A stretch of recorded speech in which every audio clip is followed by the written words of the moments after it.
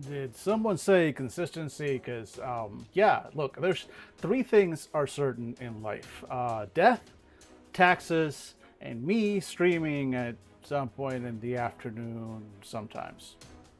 So certain. I mean, I'm trying to build the streak here. This is two. This is two. And to be fair, for a while, right, I was doing like those noon streams almost daily. So here's the contemplated stream schedule going forward, with the caveat that as I start putting up games and hopefully they start filling up. Although I gotta be honest, man, I've seen some videos, like some people I've seen, like some people that like this is what they may do for a living, and they have like 10 games going, and I look at their games and it's not all D&D. They might have one or two D&D games, but they've got like all sorts of other games running, and they've got all tables filled and clearly. And then I hear stories from guys that have been doing this for 2 years, and they're like, yeah, the only tables I ever get that fill up are D&D. I'll have like numeric tables that take like 4 months to fill up. And man, I don't want to do D&D. It really is like a fucking plague upon the industry. Hi, welcome. I'm Dan for any new first time viewers. Yeah, hey Struggle Buzz, welcome in, buddy. Inertia's a bitch. Happy to see me. Happy to see you too, friend. Happy to see you too. Inertia is in fact an important part of what's going on here. I hope that all the various noise reduction things that I have going on are working, because as always there's construction right outside my window. It's just a low steady hum of a heavy machinery doing heavy machinery things. They have been slowly and surely like paving over bits, because literally imagine your entire street, half of it just a ditch, a giant ditch, as they've been working with not just all the pipes in that street, but the cross street as well. And so both on the cross street coming down and the street that I'm in coming towards my house, both of those are slowly starting to be paved over again. But I live directly above like an intersection, right there. I live on the crossroads. I am the demon that you make a deal with at those crossroads. In fact, rent is cheap, and the rent I pay is the psychic damage that I'm constantly taking, because here in this intersection, I don't know what it is, what's going on with the tubes, but it's been constant like this for years. Maybe that's why rent is cheap. Anyway, point is, they're converging. They're converging. I think we're nearing the end of that particular round of torture. We'll see how that takes me. So far seems okay, though I'm quite listening. No worries, no worries. Please pay attention to the meeting you're on. I assume that is a meeting for the thing that makes you the money. I approve of people making the money. I too would in fact like to be one of those people. Part of that world. So please, no, that should be priority number one. I appreciate you keeping me in the background. That's what I am for. So hopefully it should be fine. But as always, yeah, definitely let me know if audio quality is not great. As I said, I'm just basically wearing a little wireless mic there. It's generally pointed in the direction of my face. So hopefully it's gathering sound okay. If not, I can definitely move things around. I actually have oh, can I get that on camera? Maybe. Let's see. I have a boom mic. Oh, maybe you can just barely, if I move here, there we go. You can just barely see the boom mic. I have a boom mic, but the switch, the mixer that it's connected to, I cannot seem to get it to talk to any of my computers. It won't talk to Windows, it won't talk to Mac, and I don't know why. It gets power, it just won't talk. It might be fucked. It's literally the mixing board that we used to use back early days, one of the first mixing boards that we had for FanDuel, and now that we're not all five of us around the table, we don't need that big a mixing board, so I've just been using it for personal projects, and I think it might finally be just RIP. But worst case scenario, if this whole microphone thing doesn't work, I can always figure it out again. But we'll see how that goes. Otherwise, though, we're back to continuing with Penumbra City. We spent like 3 hours yesterday I'm getting through like 5 pages, so let's see if we can get through a few more today. I'm going to go ahead and switch over to the, let's see, here we go. There's my little overhead camera. And so for any new viewers or viewers who are watching this in the after eventually on the YouTubes, I suggest you look at yesterday's video, or maybe don't. I'm still figuring out how this is all gonna go. But we spent some time looking at the setting and the system for Penumbra City, a World of Harrow game by, once again, going to butcher that name, game creator Inman Neruin. I apologize. I'm so sorry. And look, I got a little nitpicky about some editing stuff, but nothing that really has completely distracted me from what I'm seeing in the game. And overall, I'm really liking what I'm seeing. It's a D20 system, roll under. I had some questions about some things. There's a very interesting coalition and reputation building element to this. And you do get some like in-game benefits for that work, so that's freaking excellent. Very impressed with that. We looked as we ended the game at our character progression, and so I had some doubts there, and I haven't opened this book again since yesterday, so I have not cleared up any doubts about that. We'll see how if anything else in the book kind of makes me get over these, but I am a little concerned about the possibility, the fact that racing ability scores and racing proficiencies only happens A, when you level up, and B, which is fine, happening when you level up is normal. It's what you expect. But the thing is, you have to roll for them, and if you fail those rolls, you get nothing. Good day, sir. And that it does not sit well with me. And again, I'm going to let the game do what it's got to do and explain itself to me. But man, I'm real skeptical about that. So we'll see how we go. And before we get to, I mean, there's a whole example of how to level up. But I think we understood the system itself.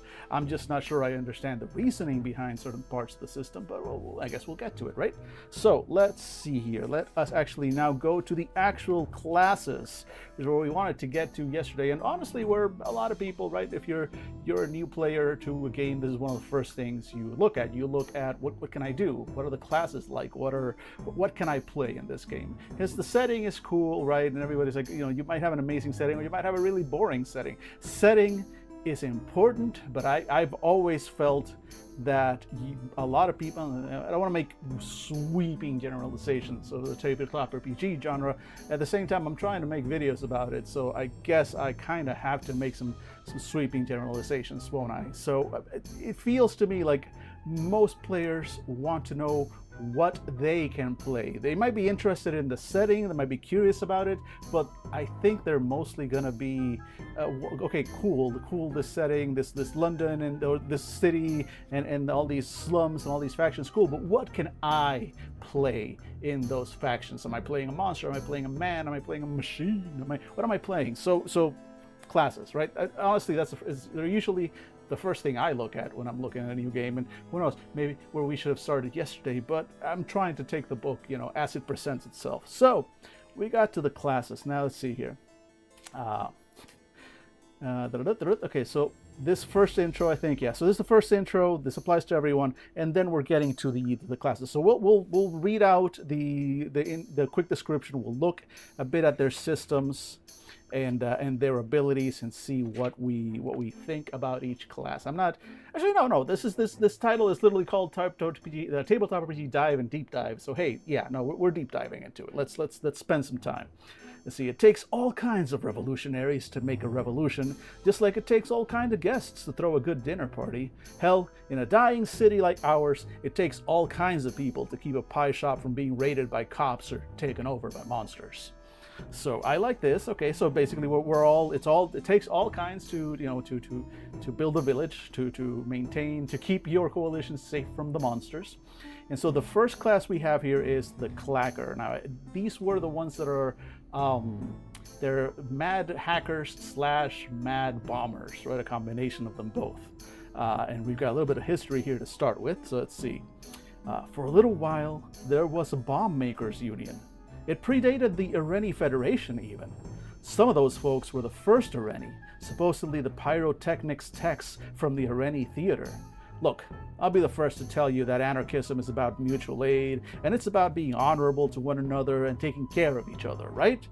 But blowing stuff up, that's always been part of it too, at least here in Penumbra City.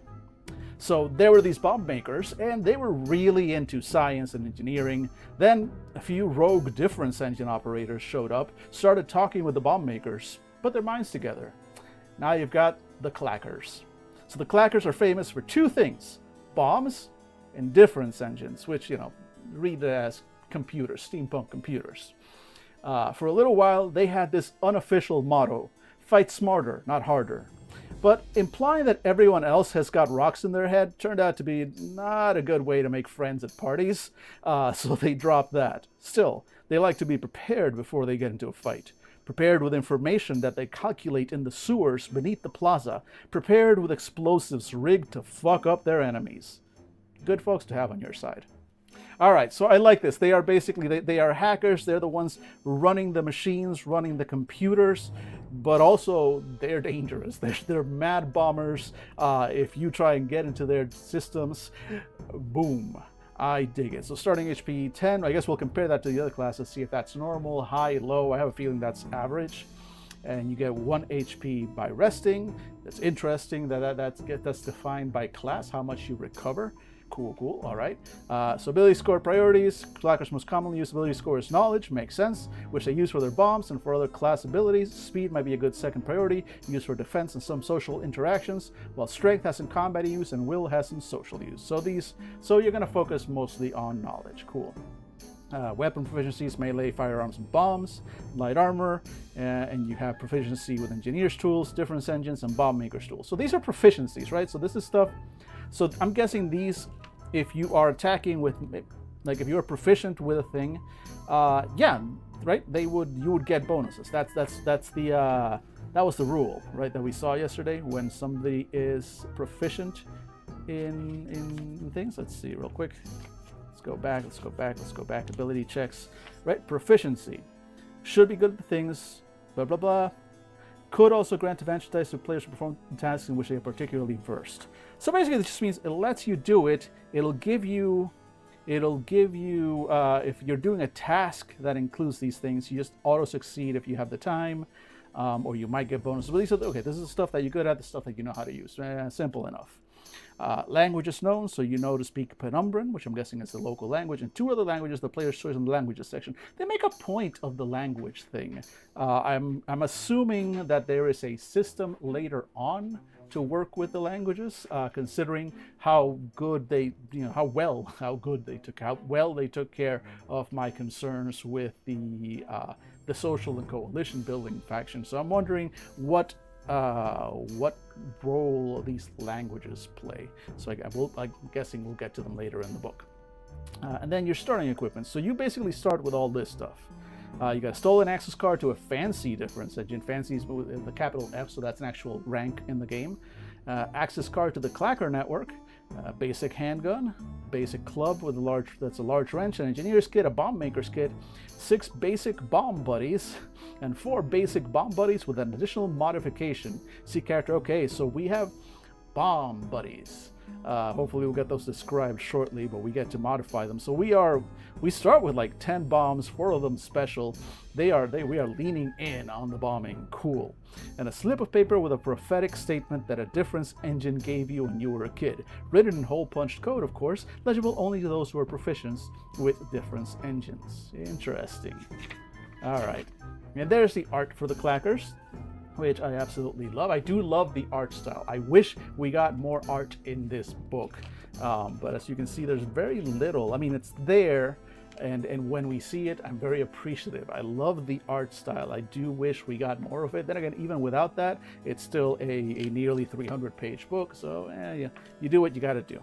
But I do love the art. I do love the design, the sort of that like grimy feel, at the same time like literally lighting a bomb with a cigarette, and the satchel full of bombs. I totally dig this. See, starting reputation. So you're aligned with the revolutionists, you're opposed to the bulwark and the reasonable, and your home faction is the Ireni Federation. So you're tied to the main. So the clackers are kind of tied to the main quote unquote good guys, or at least the point of view guys in the world here. Let's see, non-combat abilities. So first time I saw this, so I actually did take a quick peek before yesterday, and I did kind of look at the classes and stuff, and I was a little bit confused. At first I thought maybe you start with one of these and you pick up the other ones as you level up, but no. When you start as a brand new player, you start with all of these abilities and all these combat abilities, and then as you progress, character progression, this is like the stuff that you pick as you level up through the 5 levels that you can reach. So even at level 1, you're very capable. That's part of why, I guess that's part of why maybe it doesn't matter so much if you're able to roll well during advancement to get extra stats and skills, because you're capable from day 1. But let's go ahead and just kind of look at the abilities that your basic clacker has. So clackers have smart as hell. You gain advantage dice to any knowledge check to understand the mechanical workings of a device, to decipher patterns, or to understand ciphers. So again, specific situations defined in which you're going to get advantage dice on knowledge, and knowledge is probably going to be your best stat. So once again, you're really good at what you're supposed to be good at, and I appreciate that. Oh, the soup people. Once per day, if a clacker makes their affiliation with the Ireni known, anyone with whom they have a neutral reputation will treat them as though they had a reputation of 1 for an hour. That's nice. Since you're associated with the Ireni Federation are generally considered by most people, except probably the Bulwark, to be fairly good people, or at the very least not actively evil. They give out free soup in the plaza. Who's going to say no to free soup? So yeah, you are able to kind of piggyback that on that, and have that sort of have that little bonus with people. Okay, cool. I like that they do have. They're not just the bombers and the hackers. There is. Even these characters have a social bonus. I wonder if that's a pattern. I think it's gonna be. I think we're gonna see a pattern of almost every class having something social. With the focus that this game has on community building, coalition building, I think it would only make sense, right? So interesting. I like that. Let's see. Fast Talker, once per session per level. Okay, so this one powers up as you level up, gives you more times to use it per day. A clacker can roll speed instead of will for any social interaction with an NPC by stringing together complex ideas so fast that the listener finds themselves just believing the clacker. I love it. Technobabble, a technobabble ability that instead of using, just gish gallop, just start going out and talking until they go like, okay, fine, sure. That you sounded very confident when you were saying it. You're a clacker. I'm gonna assume you know what you're talking about on this technical thing. Just get out of my way and do the thing. Okay, dig it. Bomb maker is, I'm assuming, it's one of their main things. So a clacker is a skilled bomb maker who can modify bombs with a bomb maker's kit. Modifying a bomb takes 10 minutes. Cool. A clacker gains the following benefits. They gain a number of advantage dice equal to their level for all checks to set or disarm bombs. Holy shit, you are good at what you are good at. And this one again scales with your level. Dig it. A number of times equal to their level per combat, gains an advantage die on speed checks to defend from a bomb. Cool. And bomb buddies. Here's that explanation. A clacker can modify bombs to use a key and mainspring instead of a lit fuse, and to give them mechanical legs to walk to their targets. These are wind-up bombs that walk and are timed to explode when a clacker desires. It takes a clacker 15 minutes to modify a bomb into a bomb buddy. A clacker can use knowledge instead of strength to attack with bomb buddies. I fucking love that. You just hide behind the wall, you turn on a little bomb buddy, a little bomb with little legs just starts clacking off, walks right up to somebody, goes, hello, boom. That's adorable. I love it. Well, you start with 10 of them. You start with 10 of them, all the bomb buddies, and 4 of them special bomb buddies. I cannot wait to see what special things we can give our little bomb buddies. I love them already. Do we have any? Yes. If you see down here, this little guy down here, I think that's a bomb buddy, right? I don't know if you can see that. I'm gonna bring it up to the camera there. There we go. Yeah, down here, that little guy. That is definitely a bomb buddy. It's got eyes, it's got legs. This one's got like a little rotor thing. I wonder if that's one of the expansions you can make them fly. That's gonna be curious. All right, cool. I dig it. I dig it. Let's see. Tinkerer ability. So a clacker can create simple mechanical devices quite easily with their use of the engineer's tools. This process takes anywhere from 15 minutes to several hours, depending on the complexity of the task. Players can get creative with the scope of this, but what is possible technologically is at the discretion of the GM. This might require a knowledge check to see how well the device works. Cool. But it's a little floaty, but it's hard to get a tinkering / crafting system to work well in a game. I would know. I've been trying to make one, even though it's based around magic, but it's still like a crafting system for my own game, and it is tricky to get right, because even in this, like, I love it, but at the same time, it's like, well, yeah, some things might take 15 minutes, some things might take an hour. It is one of those abilities, and like, I get it, just because of the nature of what you're doing, that's less useful in the moment, in a pinch, which not every ability has to be useful in a pinch. I get it. But here's the thing. I like that you've got these social things, and I like that you've got the bomb maker things, because so many like crafting style characters, the only thing they have going for them, the only thing that makes them special is their crafting ability. And if your crafting ability takes 15 minutes to multiple hours to use every time, in a pinch, you're gonna be kind of useless, right? And there's a place for characters like that, I guess, but it's always been kind of a problem for me, because especially in groups, it's like, well, this character is not going to be having fun in the scene because the thing they can do can only happen off camera. That's why the approach that I was taking with my game, it is magically based, but it also very much simplifies the crafting system, where just like in every scene, you're kind of assumed to be almost passively like gathering materials and keeping track of them, and you're able to, and you're kind of assumed to be tinkering at all times, so that in a pinch, when you actually just need something in the space of an action, you already, if you have the materials to make it, and again, as you grow more powerful, you're able to do more complex things, of course, but you're able to effectively just do those last bits of adjustment, those last click clacks, and get it done and working to your ability as a crafter, in time, in the moment. Rather than going like, oh shit, if only I had spent 3 hours before walking into this room to finish this flashbang device. Like, no, flashbangs require 2 light elements and 1 explosive element. That's not how the system actually works, but just very simplified. I happen to have two light and 1 explosive. So if you have the elements, just make the roll in the moment. That's your action for this round. And yeah, you'd already basically had it ready. You just needed to plug in the wires to the explosive and screw it in, and it's ready, primed, and boom, next action you can throw it or whatever. But it's you still got to craft something, you still had that experience, and of course there is a more in-depth, longer crafting system for more complex things, but at least it allows you to do that. And here, like modifying bomb buddies, this is slightly more realistic, right? It's less magical, so it makes sense. It makes sense that if you take like 15 minutes, 10 minutes to make a bomb, another 15 minutes to make it into a bomb buddy, yeah, this is reasonable. And more complex stuff, like, I get it. It's fine. I'm not complaining about this one. I'm just sort of complaining about tinkerer classes in general. Overall, though, I like what they're doing here. And let's see, next one. The Clacker Network.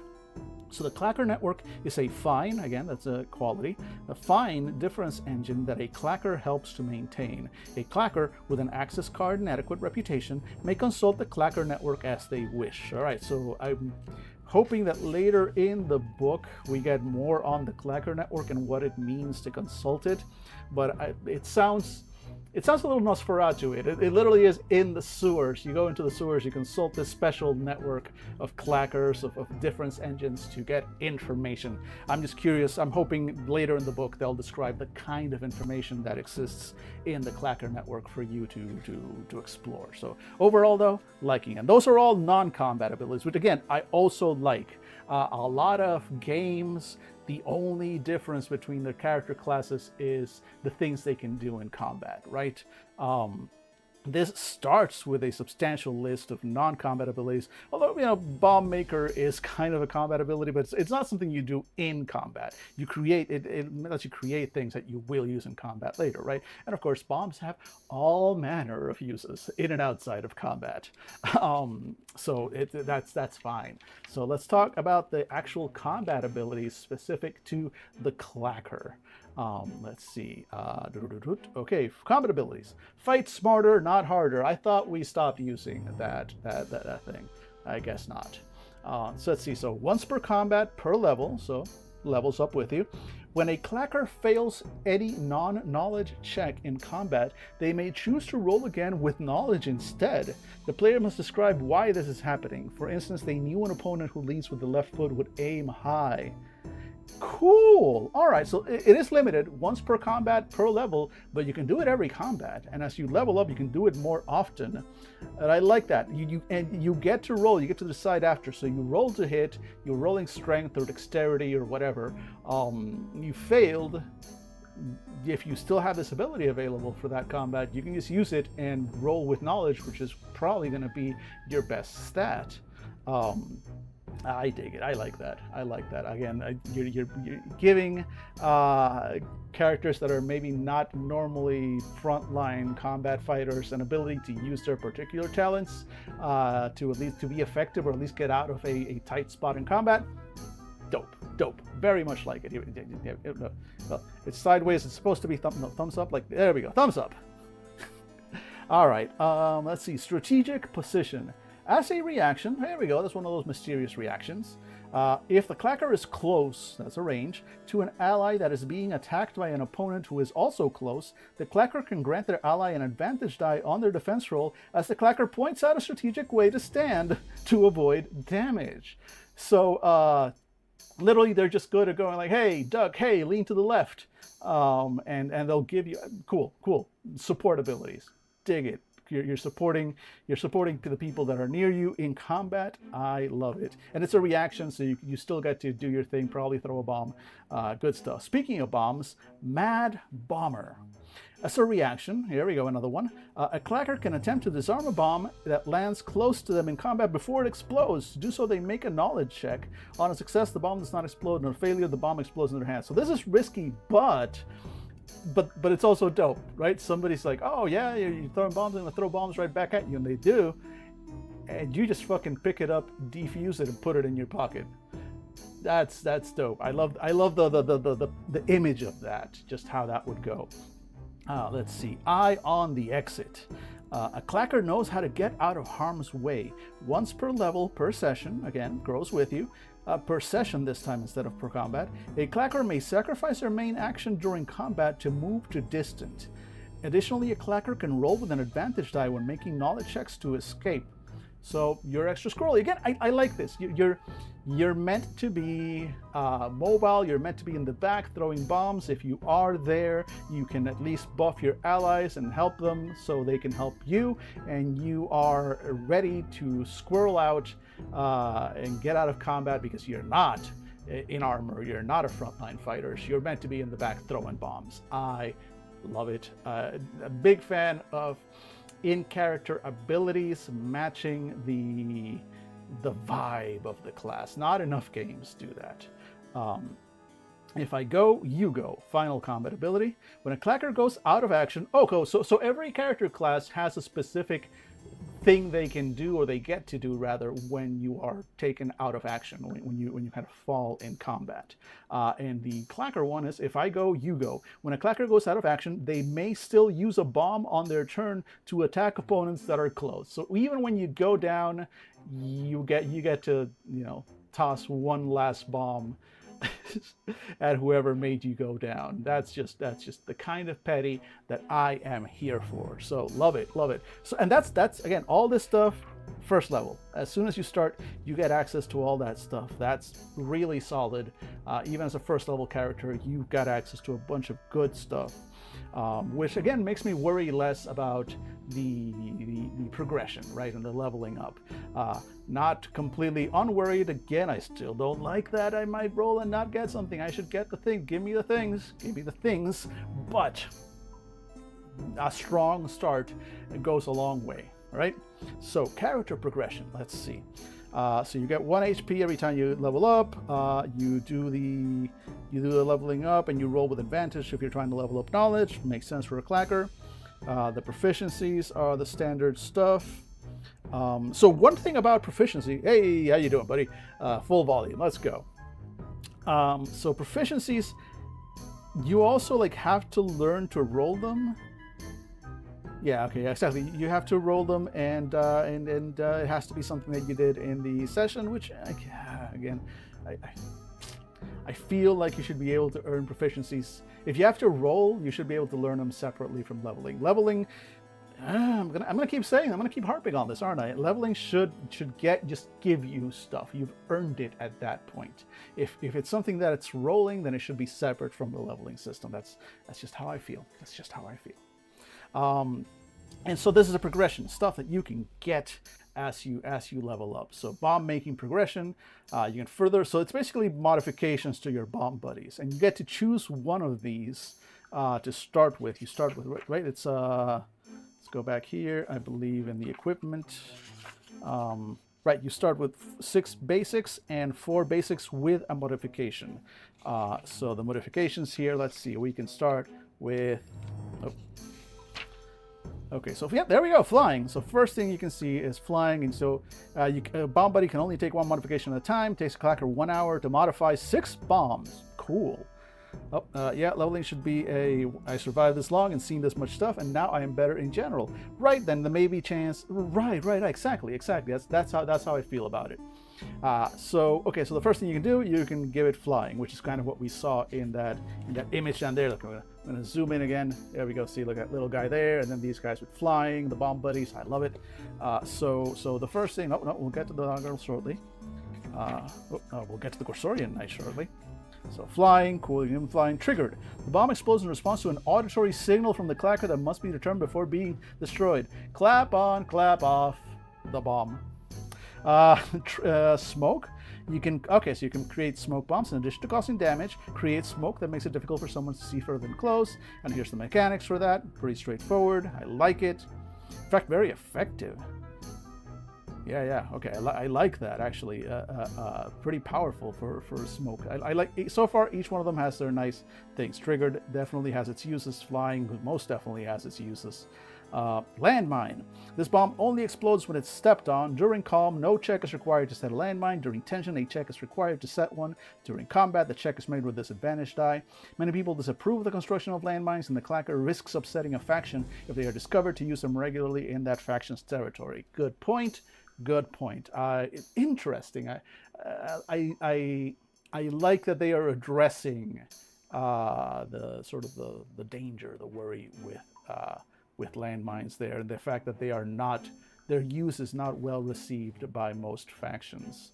I like that. You can give them acid. So when the bomb explodes, in addition to its normal damage, it coats all close targets that it hits with an acid that causes 1 damage per turn at the beginning of the target's turn until it is neutralized by water. Neutralizing the acid with water takes the main action. If someone is hit with an acid bomb multiple times before neutralizing the acid, the damage per turn does not stack. Good to know. I still like it. Especially because it's an area effect that keeps going. And then targeted, the bomb explodes on impact and only does damage to the target if it hits. Cool. If you want to save bombs, if you are low on materials, you can make your bombs a little bit more targeted. Okay, cool. So those are it really does feel like leveling is not meant to be that big a deal. Like, you get a lot more access to a lot more things through coalition building, right? And being able to ask for favors and ask for specific things rather than just as an individual, which, sounds like the kind of thing this game is going for. I actually do dig that. I still don't like you're rolling and you might not get something, but that's just me. Let me catch up. Oh wow, even revolutionaries are against landmines. Embrace the Geneva checklist. But yeah, that's the thing. Like, it is one of those things. Using landmines, just dick move universally considered to be a dick move. All right, so that is the clacker. We see, so basically they are able to grow mostly by adding new abilities to their bombs. I hope we'll get more on how the clacker network specifically and difference engines specifically work later in the book, because it feels like that's probably a big part of being a clacker, and there's not a lot that I'm seeing in the character class dealing with that, other than that they have the ability and the access to it to do it. So I guess we'll hopefully see that later in the book. But with that in mind, let us go to the next character class, the Corsorian Knights. And there's the art. Let's go ahead and kind of get that a little bit further closer up to the camera. There we go. Corsorian Knights. Very nice. The Corsorian Knight. Let's read from the book directly. The fiercest friend, the most intractable enemy, sometimes the most insufferable do-gooder. One of these folks gave me permission to print their central vow in the book, so here we go. I swear by the blood of my heart that I will uphold the honor of the Knights of the Corsorian Order in all my doings from now until my death. I will fight against power. I may fail to win, but I will not fail to fight. I will obey the tenets of my own making, and I will neither bow nor kneel to anyone who has ever drawn breath. By the majesty of the sky and earth, this I swear. They say they've been around for thousands of years, and I don't see any reason to disbelieve them. They developed as a response to other knightly orders, who are all hierarchy this and authority that. It's not an easy life, and not always a long one, but it is honorable. Plus, they're just absolutely terrifying fighters. You ever seen a woman with a 1,000-yard stare run at you with an axe? I mean, I haven't. Hope I never do. Alright, so Anarchist Knights. I love it. They're like, fight the power, row, fight the power. You swear an oath to yourself by the majesty of the sky and earth. You swear an oath to whatever in yourself you treasure and the world around you, and you hold tight to that. And that is where your power comes from. You don't bow to any man. You don't acknowledge any authority other than the authority of the vow that you choose to take. I freaking love that. Anarchist Knights. I have my nitpicks with some parts of the system, but goddamn, I love this setting. So let's see. They start with 14 HP. Yep, they are fighters, and they get 3 HP back every rest, so they recover real quickly. And of course, yeah, the most commonly used score is strength. Will as a second priority, used for class abilities. Speed has some combat use, knowledge has some general use. So you start with proficiencies in melee weapons, firearms, and crossbows. You are good with light and heavy armor, and you know about boats, right? Because the Corsorian Knights are smugglers, or are big on smuggling. I guess we'll see that in the abilities shortly. You start knowing Penumbran and a couple of other languages from the language section. Many Corsorian Knights know Sori, the language spoken in Sor, from where many Corsorian Knights emigrated. Makes sense. You start with chain and plate armor, a kite shield, a trident, a war axe or a longsword, a rifle or a crossbow, a written confession you once extracted from an enemy that sits uneasily with you and challenges your moral code, and a map with smuggling routes between Ath and Sor. Dig it. Okay, so you start aligned with the revolutionists, opposed to the bulwark and the reasonable. Cool. And your home faction is, of course, the Corsori, because you're a Corsori Knight. Perfect. Let's see. I love the settings, but the mechanics give me pause. Every Shadowrun player ever. Yo, tell me about it. Hell, ask Dave about it someday. Although I think oddly enough, he likes this. There's something I like about Shadowrun, and it is being able to pick up a double handful of D6s and just roll them all. I get some of that from World of Darkness sometimes, just picking up a bunch of D10s, but it's not nearly as common. So let's take a look at the abilities of a knight, right? So you've got your non-combat abilities, and the first one, this is a big one, tenets. So these are the vows, right? These are the vows and tenets of your vow. So while all Corsorian Knights share the same central vow, They each take on tenets of their own choosing in addition to that vow. When creating a Corsorian Knight and when leveling up, they choose one tenet. So with every level up, you gain an extra tenet, or you choose an extra tenet rather. For each tenet they take on, including at level 1, a Corsorian Knight adds 1 to an ability score of their choosing up to a maximum of 18. So the more tenets you have, so here we go. So this is a character class that's going to get an attribute bump every level.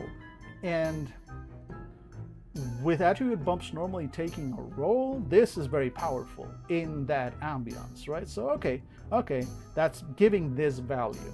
The fact that on every level you're going to gain a bump to an attribute, thanks to those tenets, thanks to your holding to your tenets. If they willingly break their tenets, they will suffer a crisis of faith and lose all of these bonus ability score points until they perform an elaborate and dangerous rite of penance that the Corsorian Knight, which must be approved by the rest of the order. Dangerous rite of penance that the Corsorian Knight. So again, editing. That's something's missing. You accidentally a word, but we get it. We get it. This is like they're paladins. They're like paladins. You break your vows. You break your tenets. You kind of lose access to your strength and your powers until you atone. Pretty straightforward. Pretty understandable there. When choosing a tenet at level 1, a Corsorian Knight must also choose something that they are irrationally fearful of.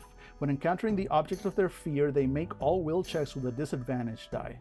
Some example tenets: never eat the flesh of an animal, never eat when those around you are hungry, never lie to anyone who is not an enemy, never conceal your tabard for the sake of hiding from enemies. So standard paladin stuff. It's when choosing, so it sounds to me, the way I'm reading this is that this whole, your kryptonite, so you do have a kryptonite, you have something that you are irrationally afraid of, but looks like that only happens at level 1. It doesn't say that you get that every time you choose a tenet, because that's cool, because otherwise every time you level you have to choose a new kryptonite. That would suck. So no, I like that it's just you have a kryptonite at level 1. Cool. Killjoys. I don't know how this is an ability, but let's see. If someone in the Corsorian Knight's vicinity talks about doing or does something that comes into conflict with one of the Knight's tenets, a Corsorian Knight will find it difficult to not talk about it or intervene in some way. So there's literally a mechanic in place for being the annoying paladin. I guess that makes sense because they specifically say that, you know, you might be the most insufferable do-gooder. But it's still odd that how that's put up as an ability and not, I guess, something else. So there really isn't a penalties section to a character, so I guess just adding it under abilities is the only place where it would go. Well, let's see. So when in such a situation, a Corsorian Knight must make a will check with an advantage die, so at least you get advantage. On a failure, the Corsorian Knight must involve themselves in whatever the situation is. How they do this is up to the player. So you're rolling with advantage, you're rolling will, which is probably one of your better scores, so this is not going to take effect every time, but often enough that, it's often enough that it's going to be a plot generator. This one's going to be tricky. This one's going to be tricky to play at the table. You got to get buy-in from the players, because in a tabletop RPG, the last thing you want to do is kill joy, right? You want. There's a reason people find that annoying about paladins. The fact that it's codified here is interesting, but at the same time they're so tough that you still want one in your group, right?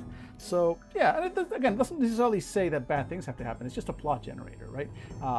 The GM doesn't have to turn it into a mess for the whole party every time, right? It can just be a quick scene, especially if the Corsorian Knight is particularly intimidating or something. That they might just break up the situation and people back down quickly and you move on. So really, it's up to the GM and the player. But I can smell some trouble here. I can smell some trouble here. But if it's handled well, then it's fine. Just you need to understand what you're getting into on that one. See, rule 1 of tabletop RPGs: everyone should be having fun for whatever form that takes. Exactly. If you're not having fun, then what are you doing here? If you're here for therapy, for example, don't. That's not. I'm not a therapist. Please don't. Please don't. All right, Smugglers by Right, with an R-I-T-E there instead of R-I-G-H-T. Let's see. Smugglers by Right. A Corsorian knows the secret ciphers of smugglers. Smuggler ciphers are made up of marks and covert symbols left out in the open to mark a route, location, or to convey information like boat in bushes ahead, patrols frequent. Additionally, a Corsorian knight makes all checks to handle boats with an advantage die. So, okay, cool. So it's basically you're good at boats, and you know special smuggler ciphers. Cool. These two technically. Oh no, and this third one, this feared and revered one, probably. Yeah, these three honestly kind of feel social. I did say I like it that, you know, you have some, these are non-combat abilities, so there is like a social thing. So you have this connection to the smugglers, you have this thing that gets you meddling. And let's see, feared and revered, once per day per level. Okay, scales with you by making their affiliation known and making a successful will check during moments of calm or tension. A Corsorian knight can either make someone who was planning on attacking, deceiving, or working against them change their mind, or convince someone that was reluctant to help them to give them aid. So yeah, basically like paladin aura of intimidation or goodness or whatever, once per day as you level up per level. Cool. Yeah, just kind of do the Silver Surfer stuff. And again, social stuff. I dig it. Let's see. That's right, kids. If you're looking for therapy or trying to use tabletop RPGs to work through something that you must tell your GM, you must tell your GM and fellow players of your intent for the sake of everyone's expectations. Yeah. I've probably been guilty of dealing with a few issues through roleplay without meaning to. It happens, but also, please don't. Please don't. I am not a therapist. I'm not going to fix you. I am not going to make you better. That's not who I am. And finally, Well of Mind, Well of Body for the non-combat abilities. Let's see. Once per day, a Corsorian knight may, during a moment of calm, take 15 minutes to enter a trance. During this trance, they can make a number of will checks equal to their level. For each success, they can recover 3 lost ability score points. A Corsorian knight cannot elevate an ability score over its maximum. Interesting. So taking ability score damage is a thing in this game, right? Especially if you get taken out of action, and since everybody has relatively low hit points, like it's gonna happen. You're gonna go out of action, you're gonna take ability score damage. This is the first time we've seen an ability meant to recover that, specifically for these knights who are going to be frontline. Okay, I dig that. It's that encouragement that, hey, even if you take the hits, even if you go down, this is what you do, and you're gonna have a way to get that back. It's okay to put yourself out in front because you are tough, you do not die. Like they said, like they just don't seem to die sometimes, and you can get back up and you can make yourself strong again. Okay, I dig that. I love it. All right, cool. Let's see, combat abilities. So now we're into combat. So we've got our tenants, now we've got our trance, and they specifically call out the trance, like, ever seen a woman with a 1,000-yard stare run at you with an axe? So let's read up on the trance. Whenever they are in combat, Corsorian knights can, as a free action, enter a trance. So I would like to rage, except instead of rage, it's dead-eyed, 1,000-yard stare. While in a trance, they cannot maintain any conversations or process verbal information clearly beyond basic words like stop, kill, and run. While in a trance, Corsorian knights gain the following abilities. So this is your rage ability. Yeah, exactly. Instead of a rage, it's Code Rack. Deadly Code Rack. Exactly. Let's see. So you gain advantage on will checks. Very cool. Once per round, you gain advantage die in a defense roll. Excellent. You built-in defense. A number of times equal to the level per combat. Cool. So it scales. When a Corsorian knight reduces a target to 0 HP, they can make an additional attack against another target that is close. I like those. I like those. Like you keep going. You keep mowing them down. This is great when going up against mooks. It makes you feel really, really powerful. And they cannot go. Oh, this is the other thing where they just don't seem to die. They cannot go out of action from damage when they reach 0 HP. So while you're raging or while you're trancing, I'm sorry, I'm imagining like glow sticks for a trance, really. You cannot, when you reach 0 HP, you fall down. On your next turn, they can get back up and act as if they still had HP. Any additional damage they receive directly affects whatever their highest ability score was before they were reduced to 0 HP. If any ability score reaches 0, they die. Abilities that paralyze or stun a Corsorian Knight still affect them. Okay, cool. So that good thing you have this Well of Mind, Well of Body thing. So even if you go down, next round you get back up and you keep hitting. And if you take damage that goes to your abilities, but you can take time to heal those up. Cool. I dig it. And final ability for trance. Every successive turn after the first turn in which they are at 0 HP, they must make a will check at the beginning of their turn. If they fail a check, they exit their trance and fall out of it. Okay, so it doesn't go on forever. You do have to kind of keep willing yourself to fight past your limits. Cool. I like this. Basic rage built in. You are a tough motherfucker. You have abilities to make yourself known and feared and revered by being a tough motherfucker. You have connections with the smugglers. You have a way to get around town with the boats, and built-in plot botherer, I guess.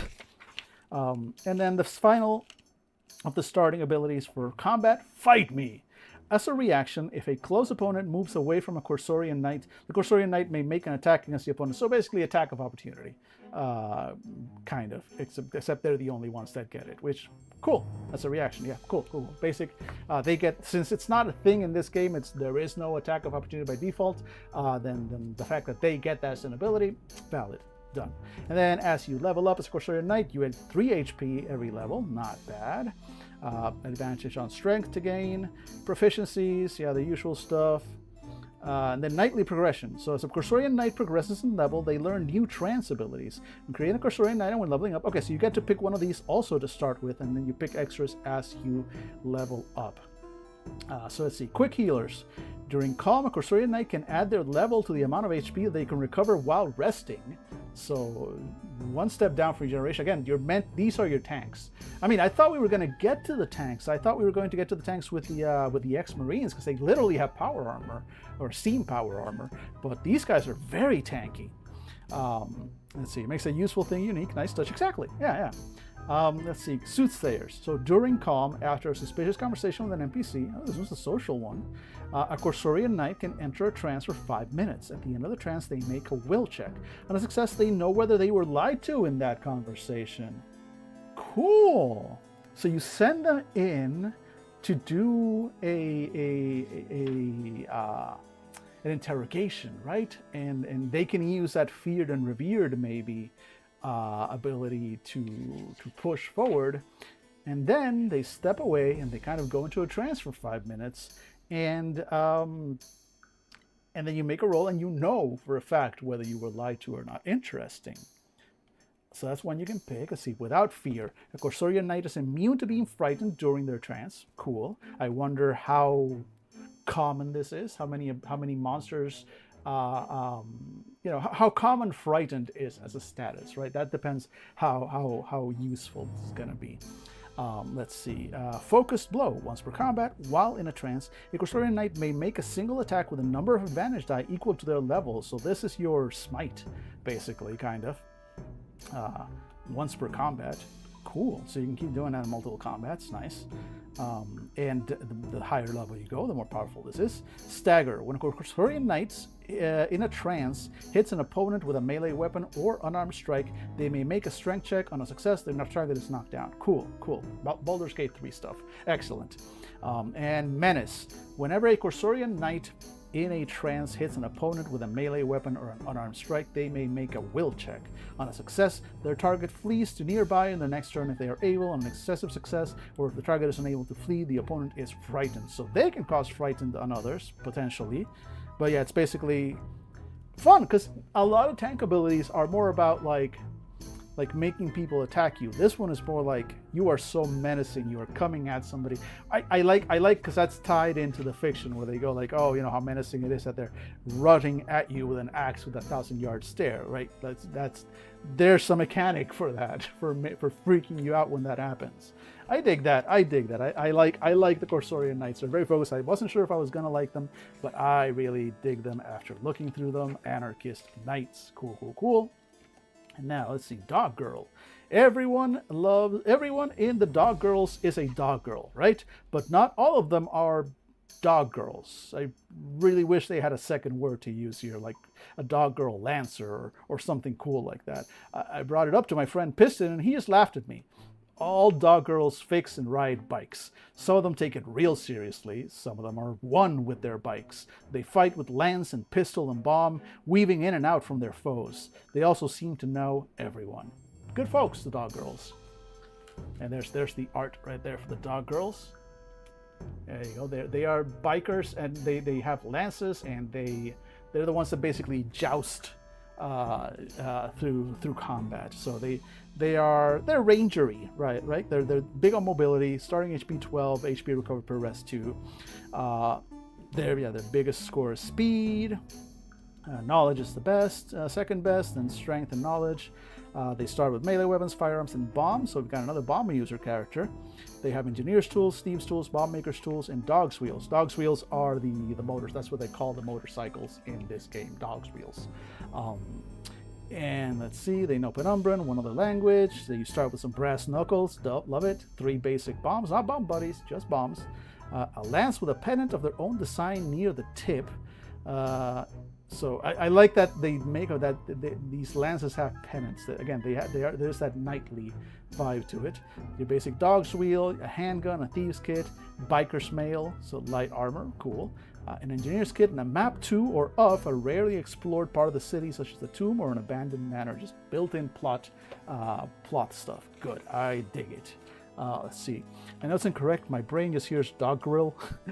My brain either goes to FMA. Oh, oi, FMA. The dictionary down for such a thing. Yeah. Nope. Let's dog girl. Ooh, wow. So you're neutral with the reasonable, really opposed to the bulwark. Fuck those guys in particular, and of course aligned with the revolutionists. I like that the dog girls just take no shit from conservatives. So non-combat abilities. Let's see what they start with. So first is, I know them. Once per session, a dog girl can, upon meeting or hearing about a new NPC, announce that they are already familiar with that character. It is up to GM to determine whether the NPC has a positive or negative opinion of the dog girl. Okay, so boom, starting off with something social. They say that they know people everywhere, and here it is, built into an actual ability for the character to let them know people anywhere they go. Strangest of places. Once per day, a dog girl can make a knowledge check in any moderately crowded social situation. If they pass, they can announce that they have a contact there who is friendly. Again, same thing. This is the first one is we already met somebody and I want to say, oh, I know them. The second one is we haven't met anybody. Wait, I know somebody in this area. Let's see, back alley driver, successful knowledge check. A dog girl can anticipate and bypass routine patrols and roadblocks when moving through the city, rolling once per district. I love that. To get around the city quick, making them extra useful. Work fast, not safe. Once per session, per level, a dog girl can use speed instead of knowledge to make a check related to fixing, operating, dismantling, or building a device, which I'm sure pisses off the clackers to no end. And out of here. A dog girl has had their eye on the exit the whole time. A dog girl makes escape checks with an advantage die. They can also bring an out-of-action ally with them when they escape on a dog's wheel. Cool. They have a role in combat. They're very mobile. They can get out. They can take out people who are in trouble. Excellent. So speaking of combat, let's get to it. Combat abilities. Dog's Wheel Fighter. So this one's the big one. When riding a dog's wheel, a dog girl gains the following benefits. They can operate a dog's wheel in combat, moving and fighting without making an ability check to stay mounted. So you're just naturally good at this. They can move to distant on their turn. So yeah, they're on a dog's wheel, they're on a bike, they're going to be able to move a lot. They may also break up their move action with their main action, moving nearby, attacking, and then moving back to nearby. So again, they specifically said in combat, that's not something that normally you can do. You can't move somewhere. I mean, that's the thing. Normally, a move, it's only to one area. You can't move 2 areas unless you spend an extra action to move. So this makes sense. This makes sense. I like it. You get to do something that normal people don't. Very cool. And then charge. This is brand new. It's a big bold. When attacking a target that is nearby with a polearm, a doggerel can use speed instead of strength for the attack roll. Targets human-sized or smaller hit with a charge are knocked down. If the target is larger than a human, the doggerel makes an additional speed check. On success, the target is knocked down. So yeah, charge. You just take the dog wheel. If you get a distance to actually do that, then yeah, you hit extra hard. Love it. They gain an advantage die on speed checks that are not for attacking or defending. This includes checks to dismount safely if their dog's wheel explodes. So you're just good at maneuvering and stuff during combat while you're on your dog's wheel. I love it. Let's see. Death's Friend. Once per session per level, scales with you, a doggerel can re-roll a failed check that would have caused them to be out of action.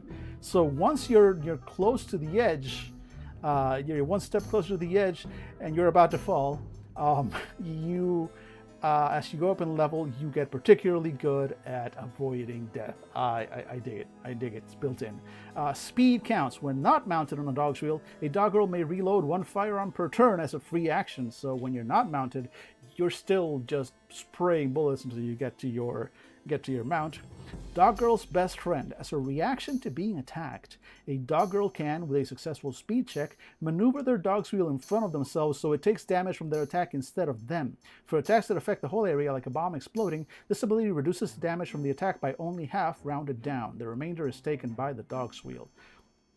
Cool. Yeah, that's a basic move. You're gonna put, like it's in the movies. You're gonna use this device, this motorcycle. Look at this thing. It's got more armor than you do. So yeah, let it take the hit. You can always fix it later. And finally, last ditch.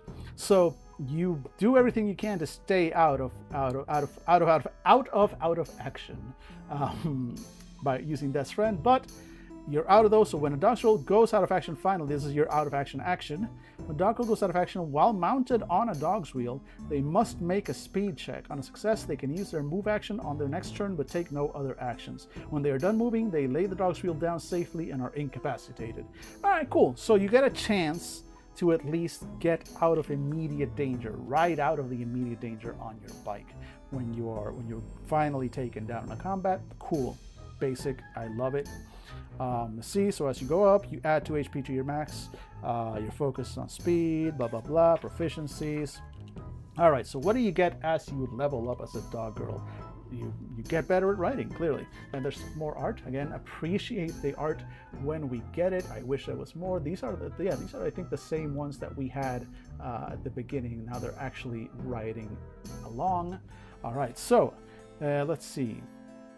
Reckless. Once per session as a free action, a doggerel can crash their dog's wheel into up to 4 targets in their path who are close to one another. To do so, a doggerel makes a single speed check. On a success, all targets take 1d20 damage. On a failed speed check, the dog's wheel takes 1d4 damage. I like that. I like that. That's a good move. These are very fitting with the vibe of like you fight with your dog's wheel, with your bike.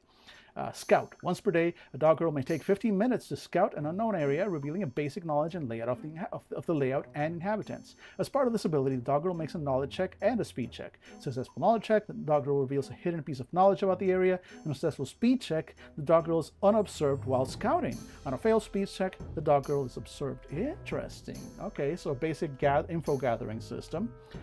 B&E expert, breaking and entering. Once per day, a doggerel may take 30 minutes to scout out a building. As part of this, the doggerel makes a knowledge check. On a success, the doggerel knows any entrances and exits of the building that are not expertly disguised and any fortifications in place. Again, they are scouts. I love it. They are built-in abilities for that. Swift hands. A number of times equal to the doggerel's level per combat, they may perform a task that would normally take a main action as a free action. Cool. So you're speedy, you're fast, you're a scout, you're on your bike, okay? And then finally, stunt driver. First time we're seeing this one actually has a requirement You have to be level 3 to actually get this ability. A number of times equal to the dog girl's level per day, so you start being able to do this 3 times per day the first time you pick this. You may perform an absurd and daring feat on their dog's wheel, like jumping over a carriage or 2. They get 3 advantage dice on a speed check to do so. Furthermore, every time a dog's wheel ridden by a character with this ability takes damage, it takes half damage rounded down. No wonder you need to be level 3 to get this one. That's cool. That's cool. You are one with your bike there. Nice. All right, so that's the dogs girls. Dogs girls. No, dog girls. Yeah, this is confusing. But anyway, there they are. Cool. I love it. I would play one. Next character class. What time is it? How long have we been going? We've been going for about an hour. You know what? Before we get to, we're going to talk about the ex-Marines next. Nice, we finally get to the power armor. But before we do that, I'm going to take a quick step away to hydrate, to get a very quick snack, and I will be back. We're actually going to go to, well, as long as my throat holds out, let me just kind of, switch out here. So we're probably going to go till like either 5 or 6. We'll see. It is currently, it's 3:24. We'll see how far we go and how far my throat holds out. I've technically, I was actually going to start even earlier today, but I was actually on camera earlier. I was recording some other videos. So technically I've already been on camera for a couple hours today. So let's see how my voice holds out. But because of that, taking a quick 5-minute break. I will be right back. Enjoy the hold music, and just bear with me for just a moment. I'll be right back. Which one?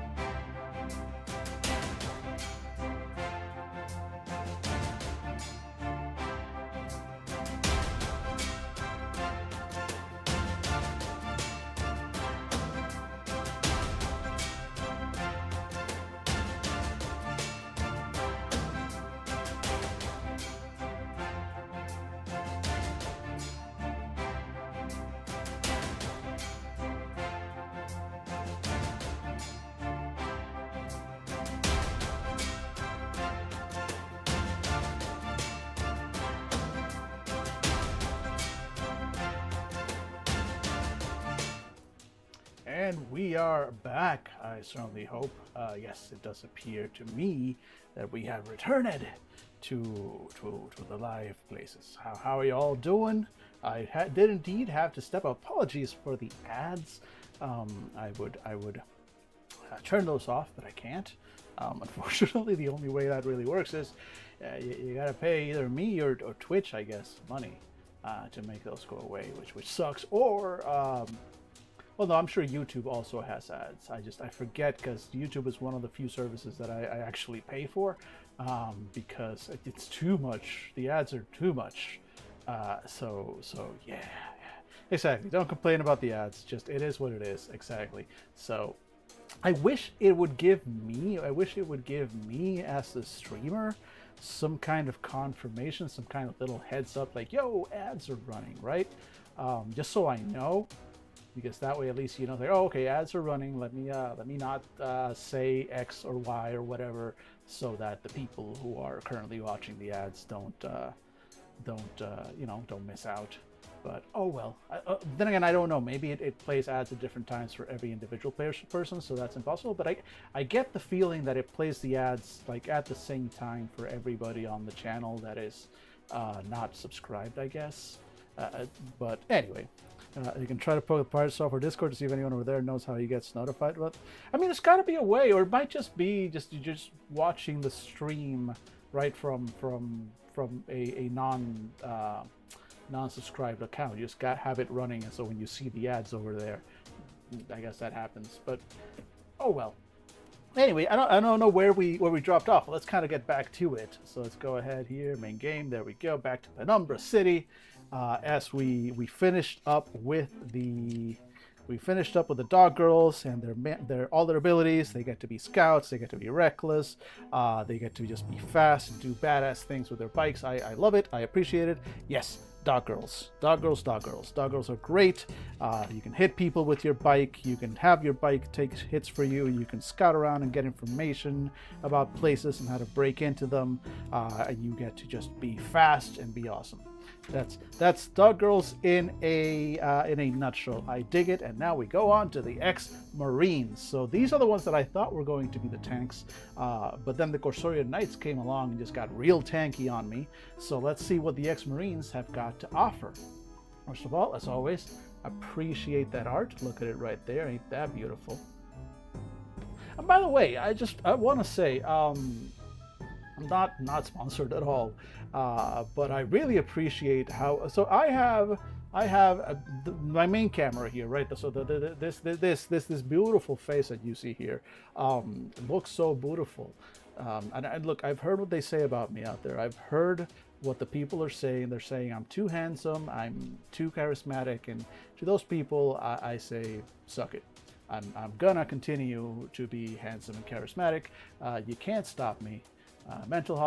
Police can't stop me. Mental hospital can't stop me. I will continue to be a silly little guy. But anyway, this is a DSLR because once upon a time I had more money than sense, and even though I own look at this perfectly cromulent and technically high quality. This is a Racer Kio webcam. It is I think it's a. I don't know if this one gets to 4K. It might, or it might just be 1080p. Anyway, point is, it's supposed to be a very high quality webcam. It's got its own built-in ring light. Using a DSLR, using a full-on frame DSLR camera as a webcam. But on the other hand, I mean, holy shit, right? This looks great. But then when I was trying to do this, right, and I would have this overhead here. I tried using this little camera, right? I tried to use this thing to just kind of put it there on top and be. Wow, you couldn't. It was. I mean, I was like, can I just leave it there? It's kind of blurry. It was horrible. It was really the quality of it was so bad. I mean, honestly, just even it's not great. It's not great. So I was like, well, fuck. I guess I can't do the overhead very well because it was shitty enough that I did not feel comfortable putting that out. And then turns out, and this used to be very hard to do, but now you can use an iPhone presumably androids as well, right? Haven't had a good android in a while. My last android was, I think, a Pixel 5 or 4. Yeah, Pixel 4 I think was my last big Android phone. Sadly, I've kind of gone all in on iPhone, but it used to be impossible to really do an iPhone as a webcam on Windows, especially not wirelessly. Elgato, the same people that they do a lot of, they do like the Stream Deck and stuff. They figured it out. The software on my Windows computer, the program on my little iPhone, and the quality, the visual quality of the iPhone camera versus a webcam of any sort. Like, this is doable now. This is so nice. I mean, I don't know what the stream compression is doing to you over there. Hopefully this looks good to anybody watching. It looks great on my preview. It definitely can't look worse than it did with the webcam. So sidebar aside, point is, if you're streaming audio, it should be your priority number one, and it's still a good priority for me. I'm using a very good mics. Hopefully this is, my audio is coming through well. But you know, there's been streams I've ticked away because the video is just that bad.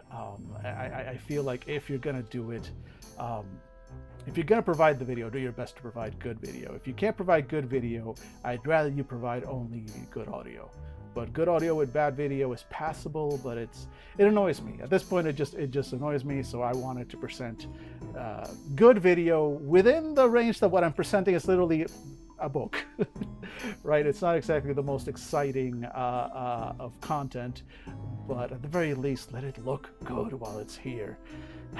Anyway, rant aside, the ex-Marines. I've got a joke for you. What's the best way to tell an ex-Marine she shouldn't walk around in her exoskeleton because it pretty much puts a crosshair on her back? From really far away. My editor says that my joke wasn't funny. She's probably right. The ex-Marines have a price on their head and they know it, but they've also got some serious firepower, so not a lot of folks are foolish enough to try to collect. Get an ex-Marine on your side and you've got someone willing to fight from the front, tearing up your enemies while almost invulnerable in that suit. So this is almost literally a tank. You are literally a walking tank. You are in a tank armor. Again, look at that gorgeous armor. I'm a big fan from the Rifts days of the Glitter Boys. So let's see if these live up to the glory of what was once the Glitter Boys. So starting HP 14, issue record rest 3, so big, big numbers there. The Discord priorities, strength is the most obvious, knowledge a second one, and then speed and knowledge.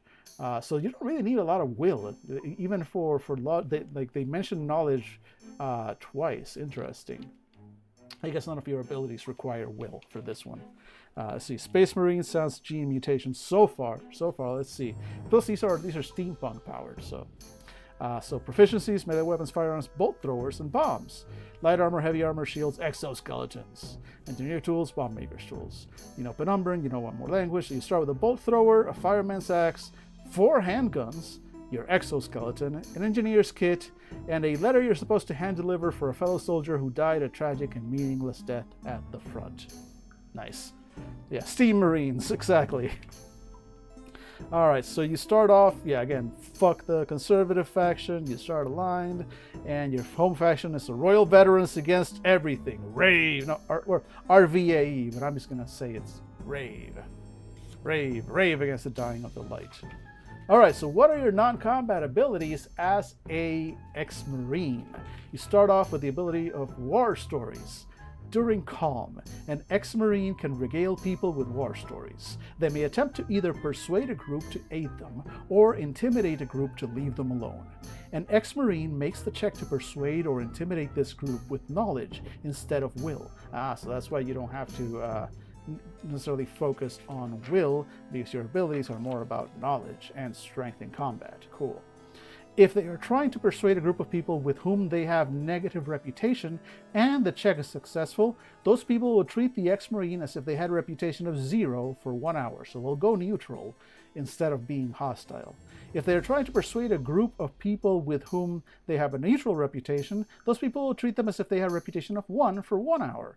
It's cool. So basically, you went through the war, and you can kind of give those stories, and people will kind of have that respect, like, well, fuck, they see what you've been through, and they either know not to fuck with you, or they are grateful for what you've done, and they'll be a little bit better disposed towards you. So cool. Good that the combat monkeys still get a non-combat social ability. Tech-minded. An ex-Marine may make knowledge checks to know how mechanical devices work or to fix mechanical devices with an advantage die. I like that. That's something I think they share a little with the clackers, but it's always good to have. So generally, I'm not a fan of like classes dick stepping on other classes' abilities, but certain things, like just being a little bit better than average, or being better than average at, for example, fixing machines, and that being something that more than one character class can do, I'm fine with that, because ex-Marines still can't make bomb buddies, and clackers can't build exoskeletons. So it works out that both of them, though, are good at mechanics. So are dog girls. They need to be good at mechanics to work on their bikes. So this is good. I'm fine. And again, I like that for such a combat-focused, or at least at first impression, combat first or combat primary character has multiple things, right, that make them useful, generally outside of combat. So big fan of that. Let's see. More is more.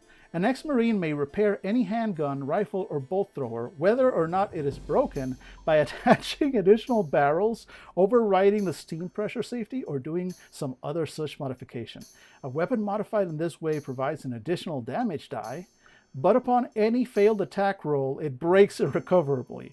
Modifying a weapon in this way takes 2 weapons, destroying one in the process, and requires 10 minutes. This requires a successful knowledge check with an engineer's kit and takes 1 hour. So now I see why you start with 4 handguns, so you can mix and match them.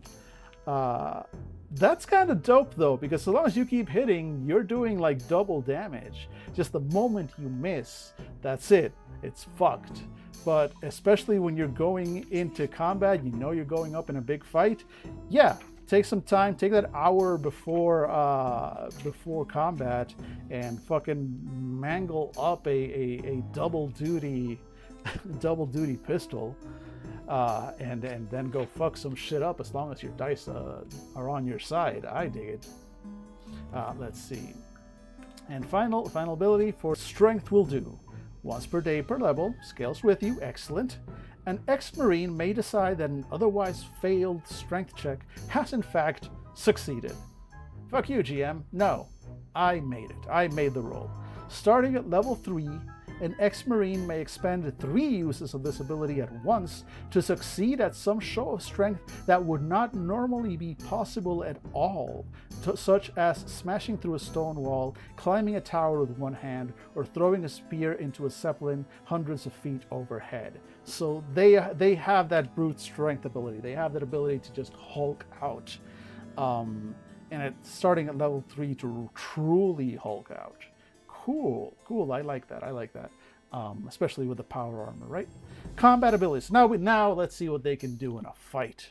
And I'm actually surprised how small the combat abilities section is compared to some of the other ones. But I'm guessing it's also kind of it's focused mostly on your exosuit, and I'm guessing mechanical progression. Less than I thought, but again, it's mostly additions to your exosuit, right? So let's see. So let's start with the exosuit. Combat abilities. Exo-conditioned. An ex-Marine gains the following benefits while wearing an exoskeleton.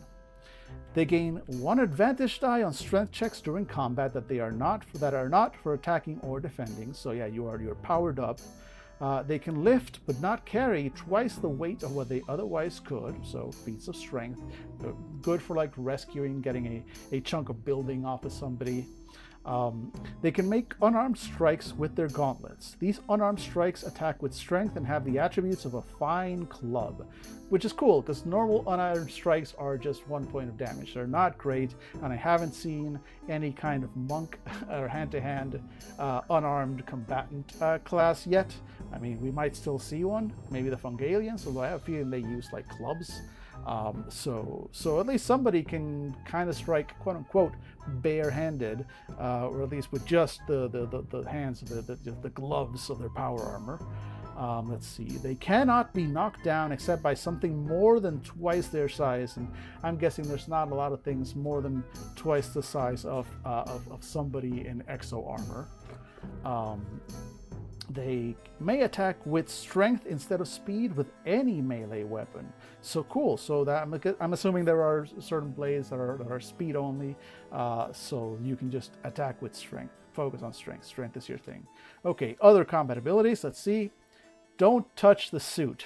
While wearing their exoskeleton, when an ex-marine is attacked by someone who is close, as a reaction, they can brace their armor and gain an advantage die on their defense roll. Cool. So when you get attacked, you in your exoskeleton, you can brace and you get extra defense. Makes sense. I like it.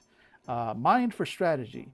Once per combat, as a free action, an ex-marine can make a knowledge check. With a successful check, they glean a useful piece of information about their enemies. Cool. So in action, as a free action too, which is nice.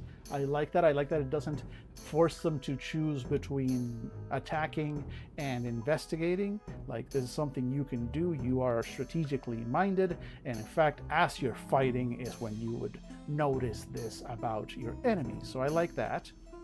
And then till their last breath. When an ex-marine is out of action, so here we go, we get to their out of action or ability. On their turn, they may release the pressure on their steam boiler, doing 1d20 damage to anyone close. The boiler takes 10 minutes and a successful knowledge check with engineer's tools to repair. Cool. I guess, yes, you can kind of like, it's a little bit like the bomb maker's one where you can, you get to do one last big hit at people before you're taken out of action. Cool, dig it. Let's see, unarmed, one might say. Exactly. Let's see. So character progression. HP, so you add 3 HP every level. Ability score, advantage on strength, proficiency as always. So here's the stuff you can add to your armor. And you can switch. Let's see. Next marine prison level, they need to modify a bolt thrower. Choose one of the modifications. All modification can be switched out for a different one when leveling up next. All right, cool. So what modifications? Let's see. So grapple gun. Big fan of grapple guns. You can attach a grappling hook to your bolt thrower that can shoot up to distant. If shot at a target, on a successful hit, the target is caught. If shot at a railing or other structure, on a successful hit, a grapple and cable is attached that can be easily climbed. An ex-marine can unhook the cable as a free action. Bolt thrower cannot shoot bolts while the grappling hook is being used. Cool. Solid. Mobility powers and also catching and trapping enemies. Dig it. Hit like a cannon. Once per combat, the ex-marine may make one unarmed attack against a close opponent with an amount of advantage die equal to their level. Whoa, like super. Like, this is your Falcon Punch, your Super Punch. Cool. Fumes no more. An ex-marine modifies their exoskeleton to include a particle respirator. They are immune to the effects of airborne toxins while wearing their helmet. Nice. Okay. Again, depends on how often you're dealing with airborne toxins as to how useful this will be. I'm assuming there are parts, especially underground and in the shadow, that have like fumes and fungi in the air and stuff, and this would probably make a good advancement if you're going to explore those areas. Machine driven. An ex-marine can automate their punches. Once a day per level, an ex-marine may use their main action to continue to make unarmed strikes against the target until they fail an attack roll. Okay, I love that. So basically, it's once per day per level, but with every level you can basically go like, it's the ora ora ora. Yeah, that's what it is. It's the ora ora ora power. So basically, it's like one punch, and then did that hit? Cool. I punch again. Did that hit? Cool. I punch again. Did that hit? Cool. And just ora ora ora ora ora ora ora.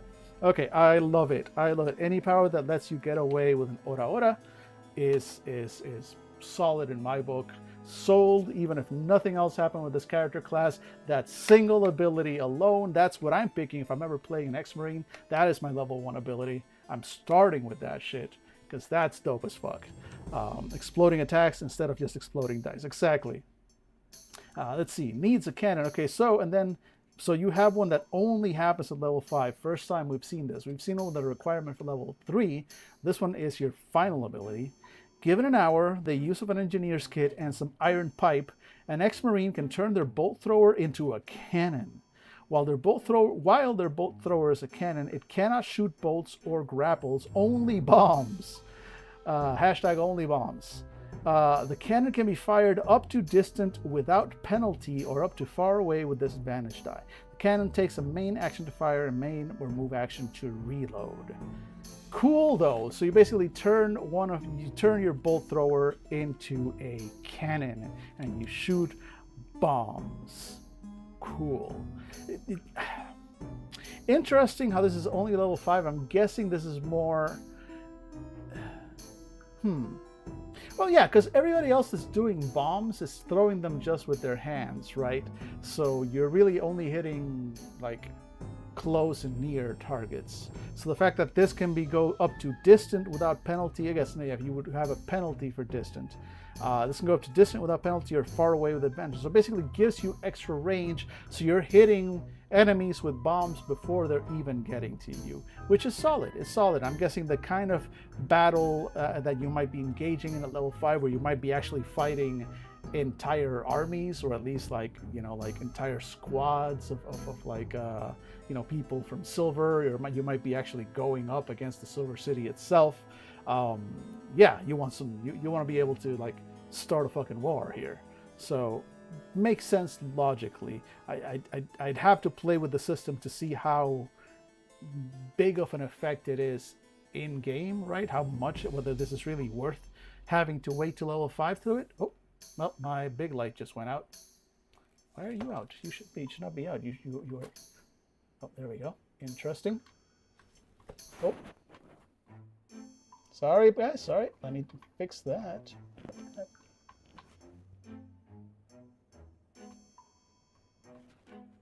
There we go. Yay, lights. I'm a professional. Where'd my pages go? Where'd my pages go? Here we go.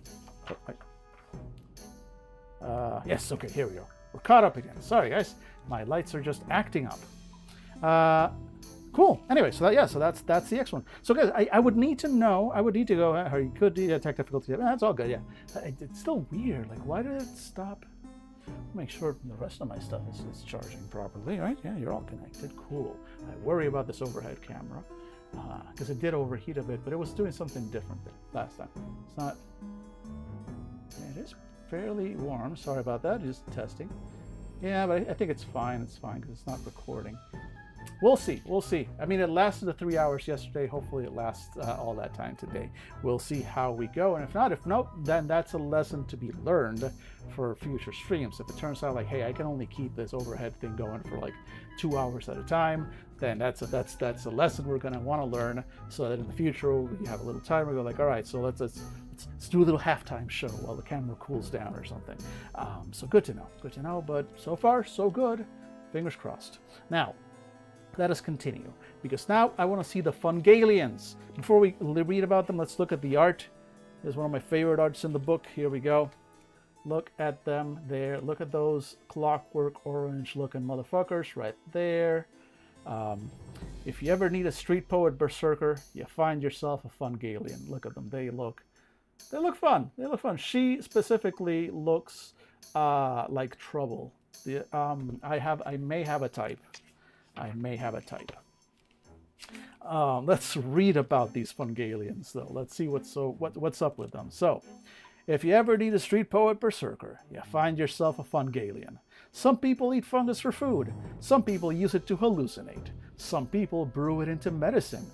Some people use it to commune with animals. Fungalians, though, they use it to go crazy and rip their foes apart limb by limb. A nice, normal thing like that. All right, so these are combaters. Look at them, starting HP 14, HP recovered per rest 3.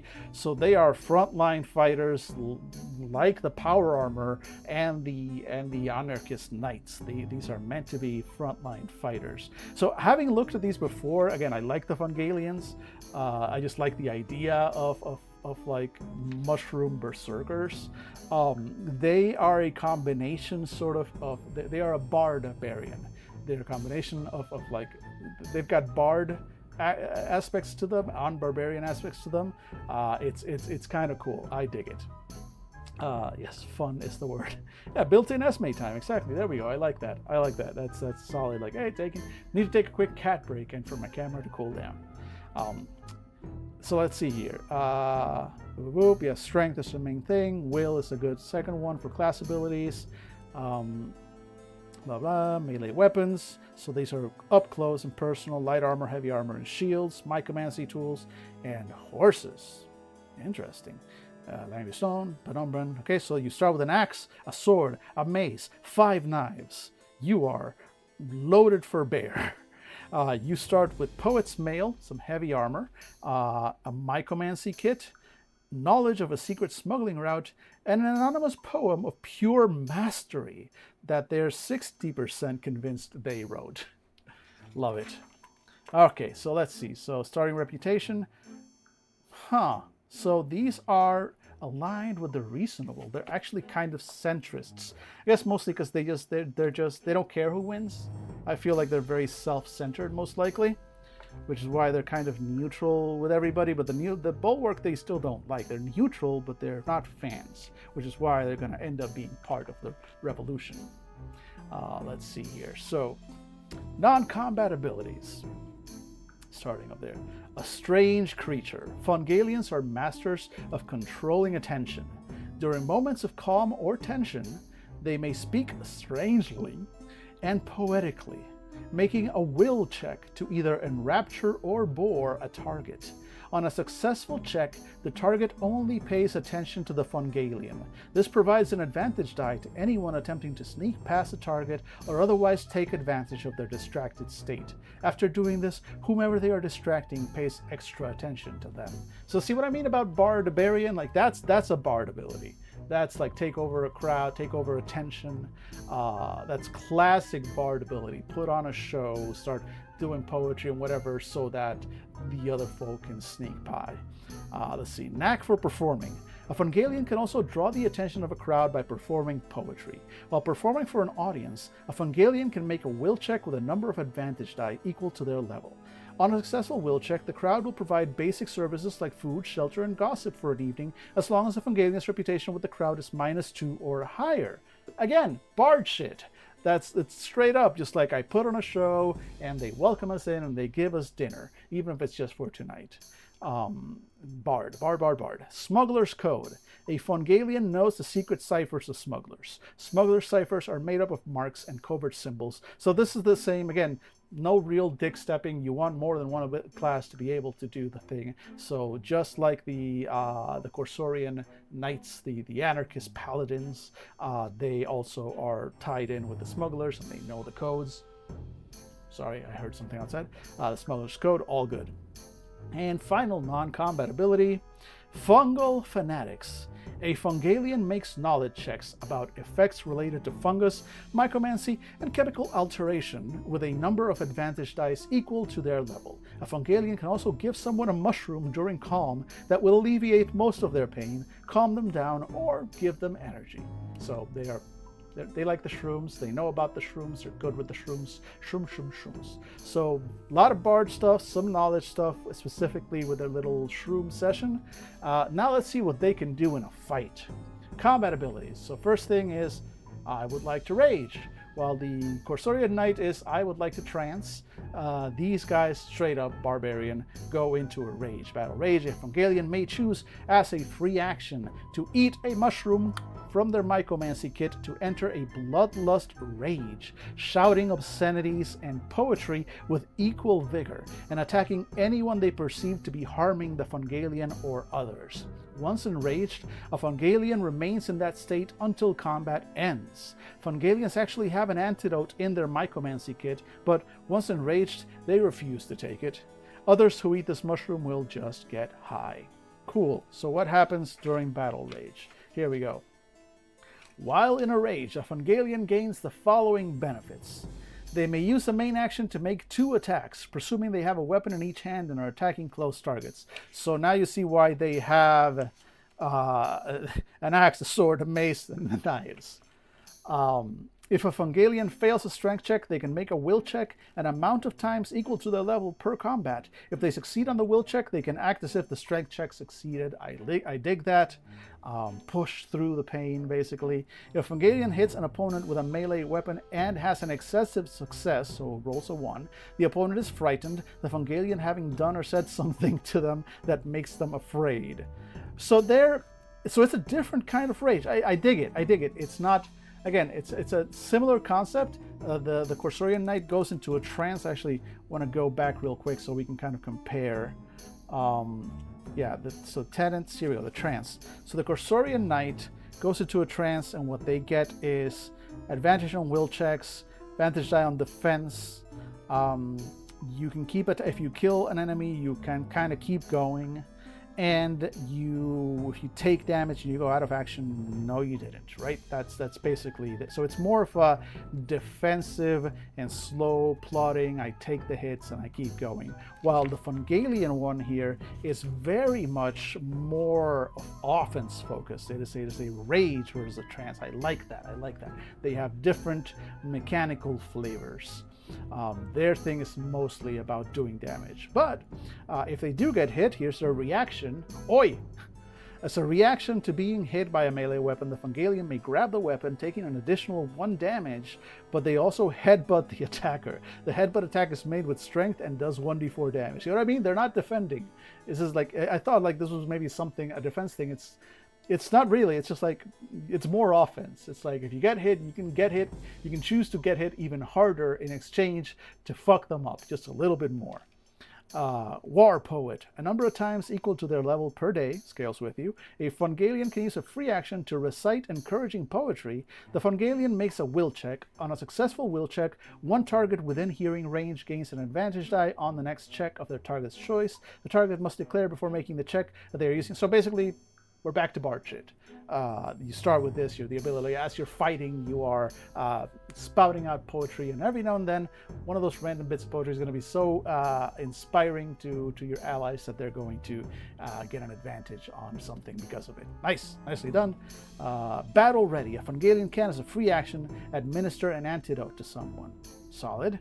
And Madness Unveiled. When a Fungalian goes out of action, so there's their out of action ability, while in a battle rage, they may inanely babble on their turn, saying cryptic and unnerving things, their body being controlled by the mushrooms they have ingested rather than their mind. When a human comes close to them while in this state, the Fungalian makes a will check. On a success, the opponent is afraid to approach them.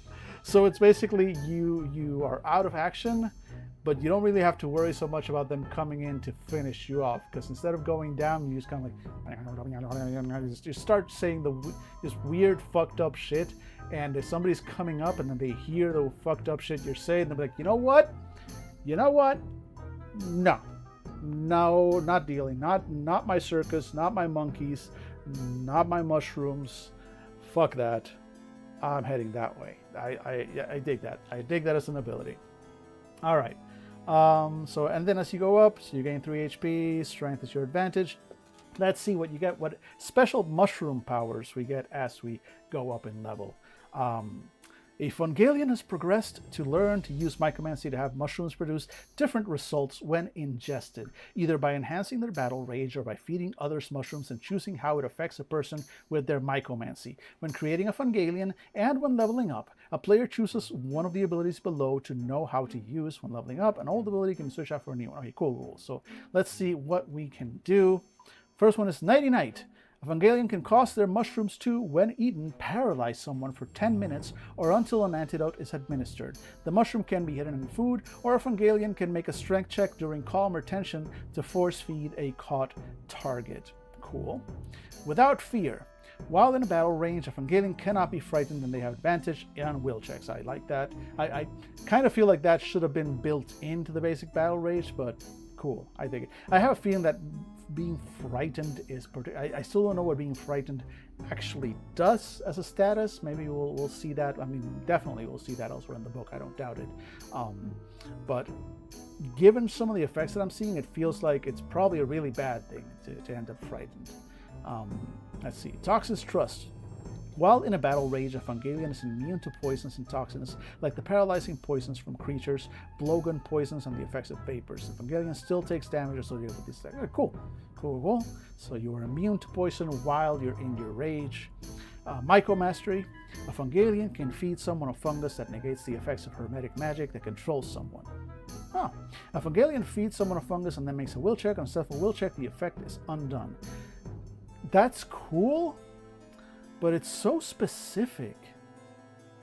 I guess once we see hermetic magic and how it works, we'll see if that's common enough to make this. My only concern with some of these is that you only get to pick them when you level up, and they are so situation specific that it's like, like this, your mushrooms can paralyze someone for 10 minutes. This is useful in all sorts of things. This is useful in very specific situations. But they both require a level up. I mean, they can't all be perfectly balanced, I guess, but it's just, that's my only concern there. But then again, I don't know. I'm sure there were others in some of the previous character classes that were also very kind of situation specific. I don't know why it bothers me extra in this one. I guess just because I don't know enough about hermetic magic and how common this is. Controlling people with it is. Maybe it's a bigger deal than I'm making it out to be. Let's see. Frenzy. A number of times equal to their level per day while in a battle rage, a Fungalian can enter a frenzy as a free action after hitting a close opponent with a melee weapon. They can keep making attack rolls against that creature until they miss one. Okay, so basically kind of like the automatic punch. Probably something that I would pick up if I was making a Fungalian. And then Foreboding Word. Once per session, so this has got to be a big one. As a main action, yep, got to be a big one, a Fungalian opens themselves up to the vast network of mycomancy-connected fungus that lives in and under the city. That vast network, for a moment, speaks through the Fungalian's voice to those nearby. It speaks of things the Fungalian couldn't know, of those that hear its fears.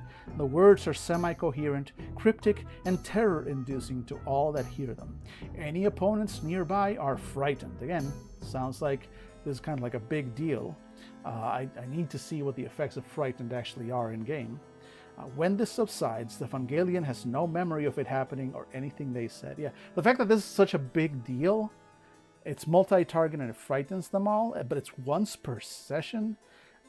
Yeah, I gotta see what Frightened does. We'll get to it. I don't want to skip around as much this time as we did last time. I'm just kind of gonna go through the character classes. We're making our way through them. What time is it? It is 4 p.m. Not too bad. Not too bad. All right, so let's go ahead and go to the next character class, the Gas Lampers. All right, Gas Lampers. We got some art, so let's admire it. There we go. These are on that horse. They've got their little cane horse. They've got their crossbow. Cool. So what's so cool about these suave motherfuckers who have horses and crossbows and silver tongues? I mean, not literal silver tongues. It's an expression that means that they're good at talking. Thank you, game. Though if anyone on our side was likely to have real silver tongues, it would be a Gas Lamper. So these are medium rangers. You know, they're kind of like the dog girls, starting HP 12, HP recovered per rest 2. They're big on speed, so they feel like dog girls, except these are horse boys, because they have horses. Penumbra in one language, so you start with a black horse. They're horse boys.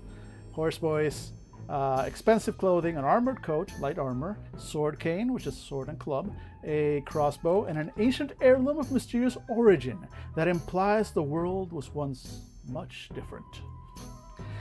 Starting reputation, you're aligned with the revolutionists, but you're also aligned with the reasonable.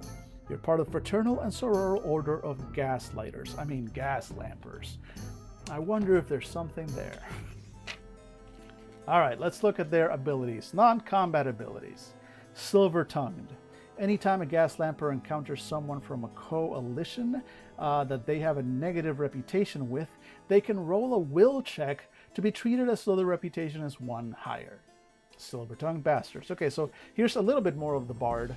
So like the Fungalian. So Fungalians are more like anarchist barbarians, while these guys are more like bard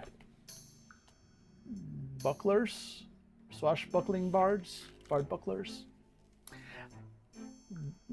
I'm not expecting that one to catch on. Let's see, charmed, I'm sure.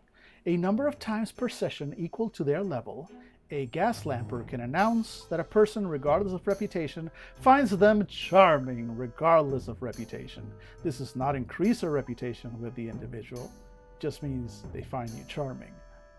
Okay, so this Billy would play this, my friend Billy. If you don't know about Billy, you should. That podcast, I'm sure Nightbot will tell you about FanDuel at some point. But yes, this is the kind of character that he would play. You can just say like, oh yeah, this guy likes me. This guy likes me. I like that. I just like that ability to just be able to go like, no, that guy really likes me actually, because he can't help it. Well-to-do. Gas lampers, Fandabilly, aka Byron Clayton. Exactly. Yeah, well, there we go. Stream Elements has got me because Struggle Bus, you got it. Thank you, buddy. Thank you. Although I'm pretty sure you're just advertising to yourself. Is there anyone else? Let's see. What's my little counter say in terms of... I don't even know if it can show me. I don't know, man. I don't know. Point is, thank you. Let's go with the... okay, well-to-do. Here we go. Gas lampers are well-versed in the social niceties of high society. A gas lamper makes knowledge checks to recall some piece of etiquette with an advantage die. They are very capable at looking like they belong in wealthy crowds, and make will checks to impersonate a member of the Silver, the Devils, Lords of the New Order, or the Church of Ath with an advantage die. So they're good. They're nobility. They're good at acting like nobility, and they're good at pretending like they're other kinds of nobilities. Cool. Calming presence. A gas lamper cannot be frightened. Wait, seriously? After making such a big deal about how frightened is kind of a big deal, and these guys are just randomly immune to it? Why?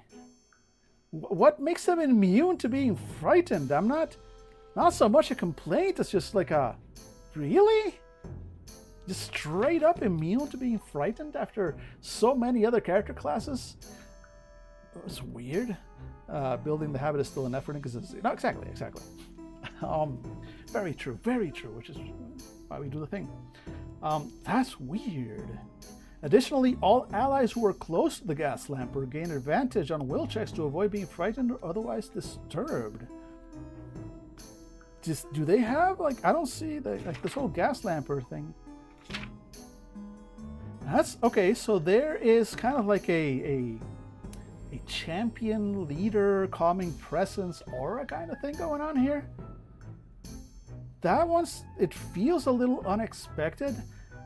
I guess they can, like this, them being like a calming presence, but what? I guess let's keep reading. Maybe I'm missing something. It just feels like a lot. It feels kind of weird considering. Let's see how this goes. All right, so now we go into what they can do in a fight. So horseback warriors, like the dog girls, they're good at fighting while mounted.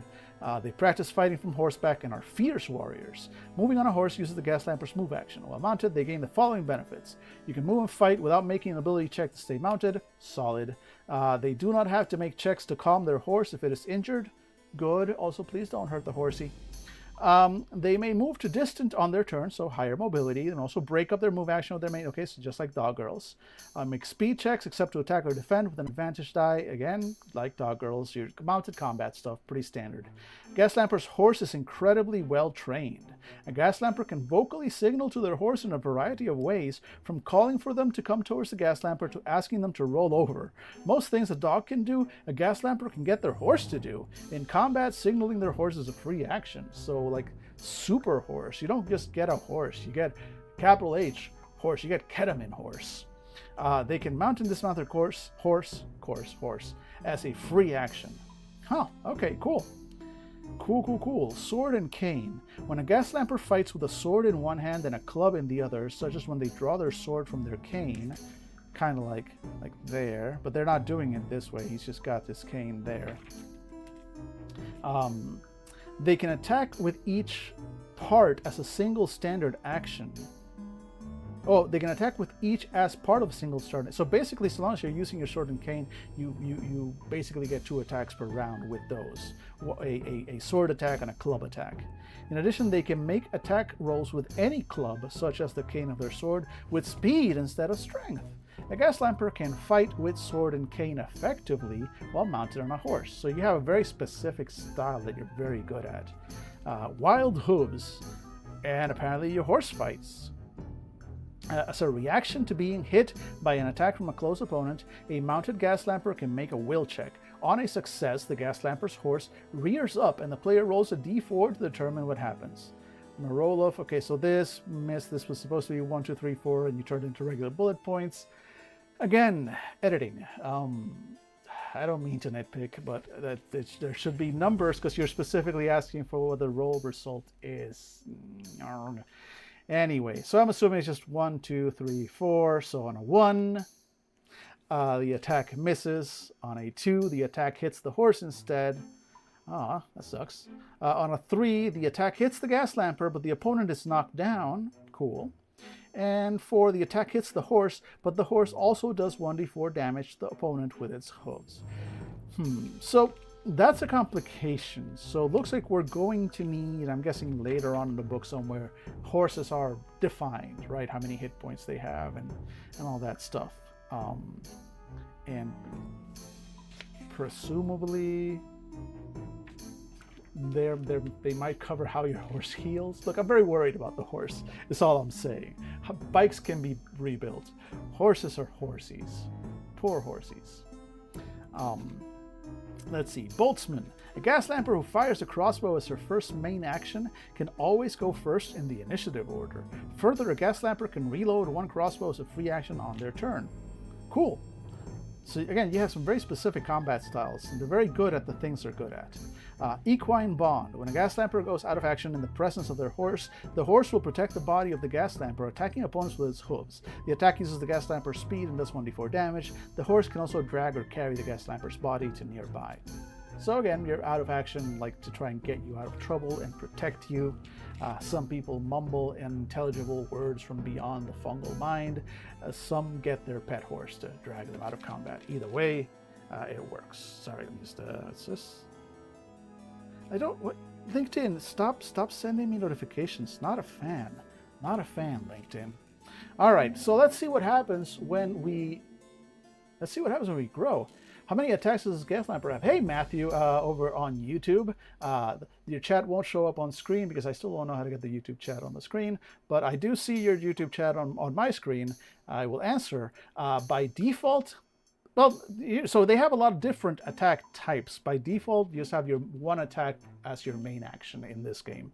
But if you are fighting with a sword and cane, you effectively have 2 attacks per round with your sword and cane. Or if instead of sword and cane, you're using your crossbow as a boltsman, then your big advantage there is that you're gonna basically get to go quick draw. Basically, you get to go first in the initiative order because you're real quick. This is what you do. You're as a crossbow, and you get to reload as a free action on your turn. So long as you're on your horse, and I guess you're keeping your distance, your horse lets you do some you can basically move to distant on your turn, so you can stay out of range and keep shooting single bolts. It's not 2 attacks like with the sword and cane, but yeah, taking those bolt attacks at the beginning. And if you do have to close in, switch to sword and cane, fuck them up. I'm surprised considering that the gas lampers are, I thought they would be more social, right? I thought, and they keep saying about the swap motherfuckers and the fact that most of their combat abilities are real bard stuff. But they're also just really surprisingly good at combat. What's the downside here? And this whole gas lampers cannot be frightened feels a little OP compared to some of the others. Then again, maybe not that much, because we're looking at people with friggin' super motorcycles and friggin'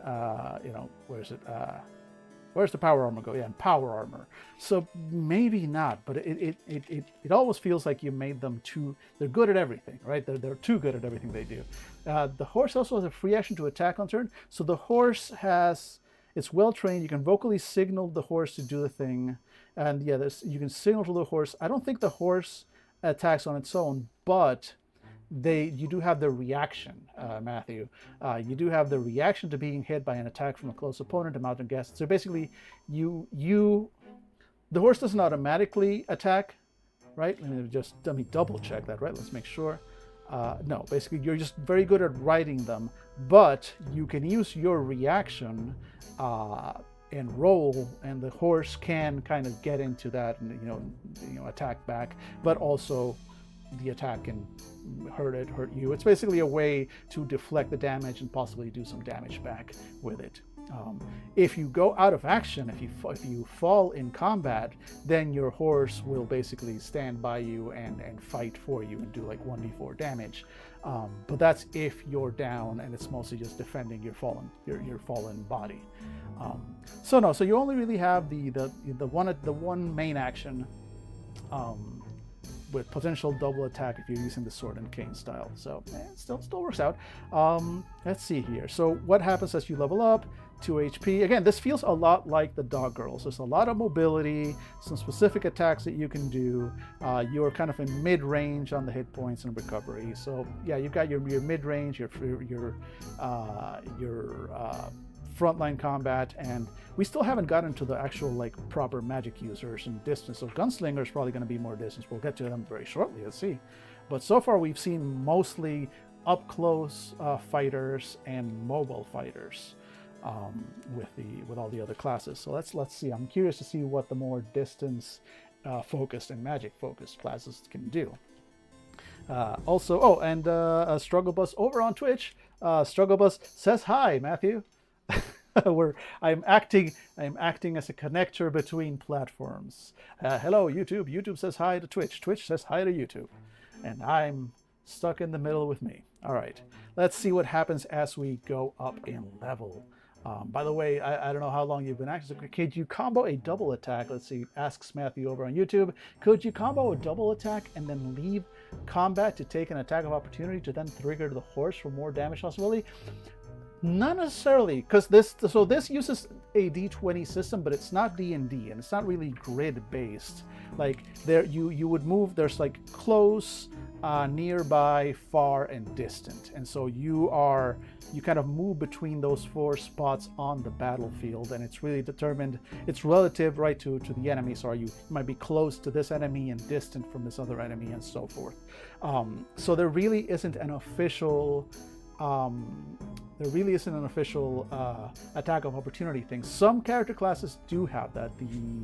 I think the Corsorian Knights, one of their abilities is that if an enemy tries to move out of range with you, you get to take a hit. But there isn't like so much of an attack of opportunity here. But you can.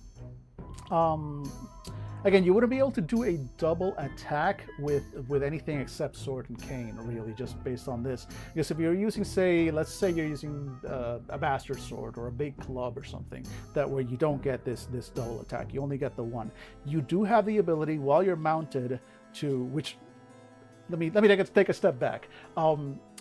By default, you can't split your move act and take the rest of your move, because since this isn't grid-based, by default, most characters can only move from one range to another. So you can't really, you wouldn't be able to move from, from close to nearby, do something, and then finish moving from nearby to far.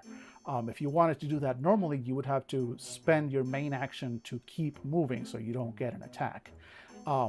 These guys, specifically the dog girl and the gas lamper here, because they're using mounted combat, they have greater mobility, so they can actually move to ranges. So they would be able to take a move, do an attack. In the case of this guy, if he has a sword and cane, do 2 attacks, otherwise just the 1 attack with this 1 weapon, and then continue moving. But that's specific to them. But he wouldn't be able to do 2 attacks. In fact, even with the sword and cane thing, it specifically says if you're fighting with a sword in one hand and club in the other, then you can attack with each as part of a single standard action. So even then, you wouldn't be able to do a with your horse, move, attack with your sword, continue moving, taking your extra moving action from the thing, and then attack with the club. They are both a single standard action. So the best you would be able to do is move, double attack with your sword and cane, then continue moving. But you wouldn't be able to, like, if you leave combat, that's it. You're out of combat for that round. You would come back in a separate round, and you would be back to just your normal damage. So I don't think you would be able to do more than that on a single round, unless we find some other power that lets you do that. Speaking of which, let's see what the character progression looks like for this one. Let's see. So HP is 2 extra per level. Your bonus, or your better chance to raise an ability scores on speed. Okay, so riding progression. Let's see. You have to pick one of these as you start, and then you pick the other ones as you level up. So first ability is Charge. When a mounted gas lamper attacks with a melee weapon starting from nearby, they may attack with an advantage die. When a charge attack hits an opponent that is equal size, so this is kind of like the dog girl thing where you can do a charge. So long as you've got distance between you, they're not close to you, they're nearby, then you can ramp up with your horse and thwack with an advantage die, and if it hits, you knock them down. Cool, solid. Parry. Okay, so I'm watching an anime series called I Parry Everything. It is exactly what it says on the tin. It is a dude who's kind of just a himbo, and he delivers exactly what it says on the tin. He parries everything. He has 1 ability. He has more abilities. I'm not going to go into detail, but the main thing he does is he's no good in general. He's just good at the 1 skill. He's got really ridiculously good at parrying. And so every episode is called something like I parry a cow, or I parry an arrow, or whatever. And then the episode proceeds to deliver exactly that. I just saw an episode called I Parry an Army. And then I saw an army pop up on screen, and the series had already prepared me for this. That army was going to get parried. So I sat back and I waited for it, and the episode fucking delivered. That guy parried that army. I appreciate it when something delivers exactly what it promises to deliver right on the tin. Okay, it says I parry everything. Every episode he tells you what he's going to parry, and then he goes in and he parries it. It's ridiculous. I've been laughing my ass off with it. It's stupid, and I love it. It is a great series, Matthew. I'm a big fan of it. It's not great writing. It is just fun. It is fun. It kind of knows what it is, and I appreciate that. I appreciate the sincerity and the sheer commitment to the bit. I love the commitment to the bit. So all that to say, big fan of parrying. Let's see if the gas lamper can deliver. So the gas lamper may, instead of attacking with their cane, add an advantage die to their next defense roll from a melee weapon or unarmed strike. If the defense roll excessively succeeds, the opponent drops the weapon. The ability can be used while dismounted as well. Okay, I dig that. So you have an ability to basically turn, instead of doing the double attack, you can kind of go into defensive mode by choosing parry, and you can use your sword cane. So this is a roll, Matthew, just in case, this game is roll under, it's D20, which roll under. And it is the kind of game where the GM doesn't really roll for almost anything. So instead of me as the GM rolling to have an enemy hit you, instead I would say this enemy attacks you, roll to defend, and you as the player then roll your defense, whatever that may be. In some cases it's strength, in some cases it's speed. You may have advantage or disadvantage, etc., depending on stuff. But basically that's what this applies. Like basically by going into parry mode, you are sacrificing your double attack with sword and cane, and instead you get advantage. You get an extra advantage die on the next defense roll that you take from a melee weapon or unarmed strike.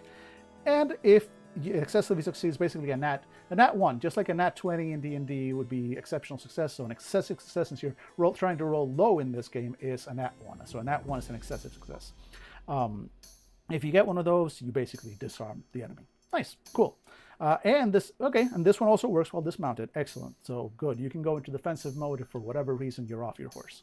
Solid ability. Probably would pick it. Also, again, big fan of the series. Sure, I parry everything. Deadly Shot. Next ability we can pick. A Gaslamper may sacrifice their main action in order to gain a number of advantage die equal to their level on their next crossbow attack. This ability can be used while dismounted as well. Okay, cool. And this is not limited by number of days. It's basically an aim action. This is basically you take an action, you take your turn to aim, and next turn, when you actually take a shot with your crossbow, you gain extra advantage die, and it levels up with you. So if you're level 4, you gain 4 extra advantage dice. By the way, in this game, it maxes out at 5. So there's not a lot of progression. You gain levels.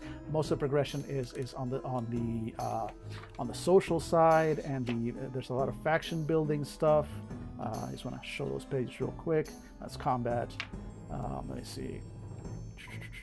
Yeah, here we go. Yeah, there's a lot of faction building stuff and stuff you can get from each factions and how to grow reputation. That's really how you progress in this game. It's very much a game about coalition building and mutual aid.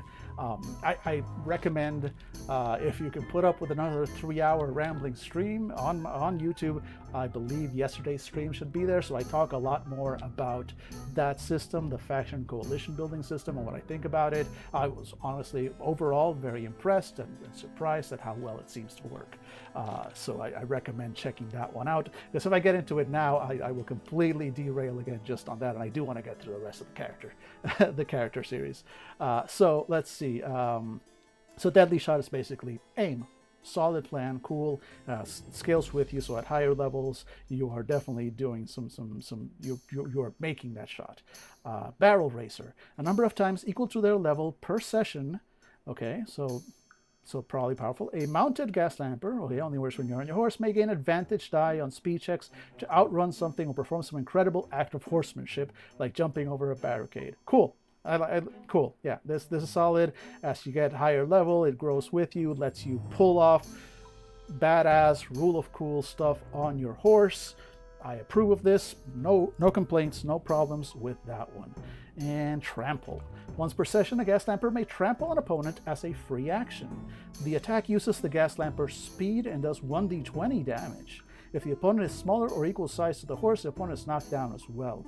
Okay, so that's a big attack. No wonder it's once per session, because that's a lot of damage. That's a lot of damage, right? And speed is probably your best stat as a Gaslamper.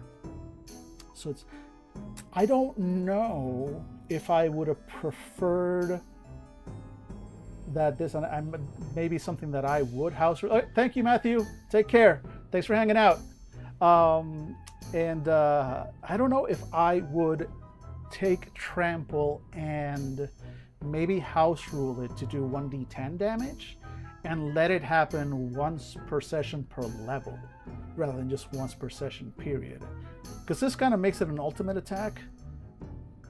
But also, what if you roll a 1 on that 1d20, right?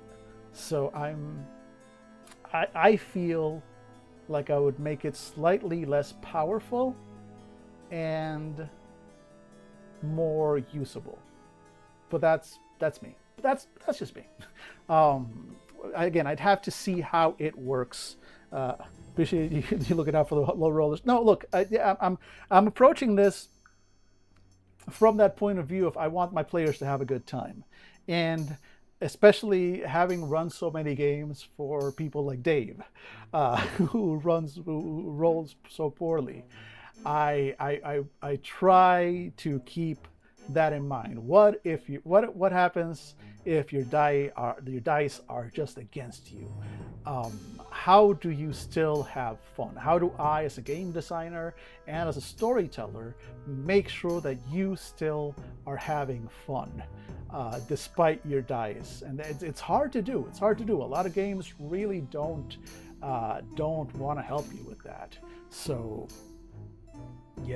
so like I said, I would probably I would probably kind of tone this down to kind of at least spread out the pain a little more, if nothing else.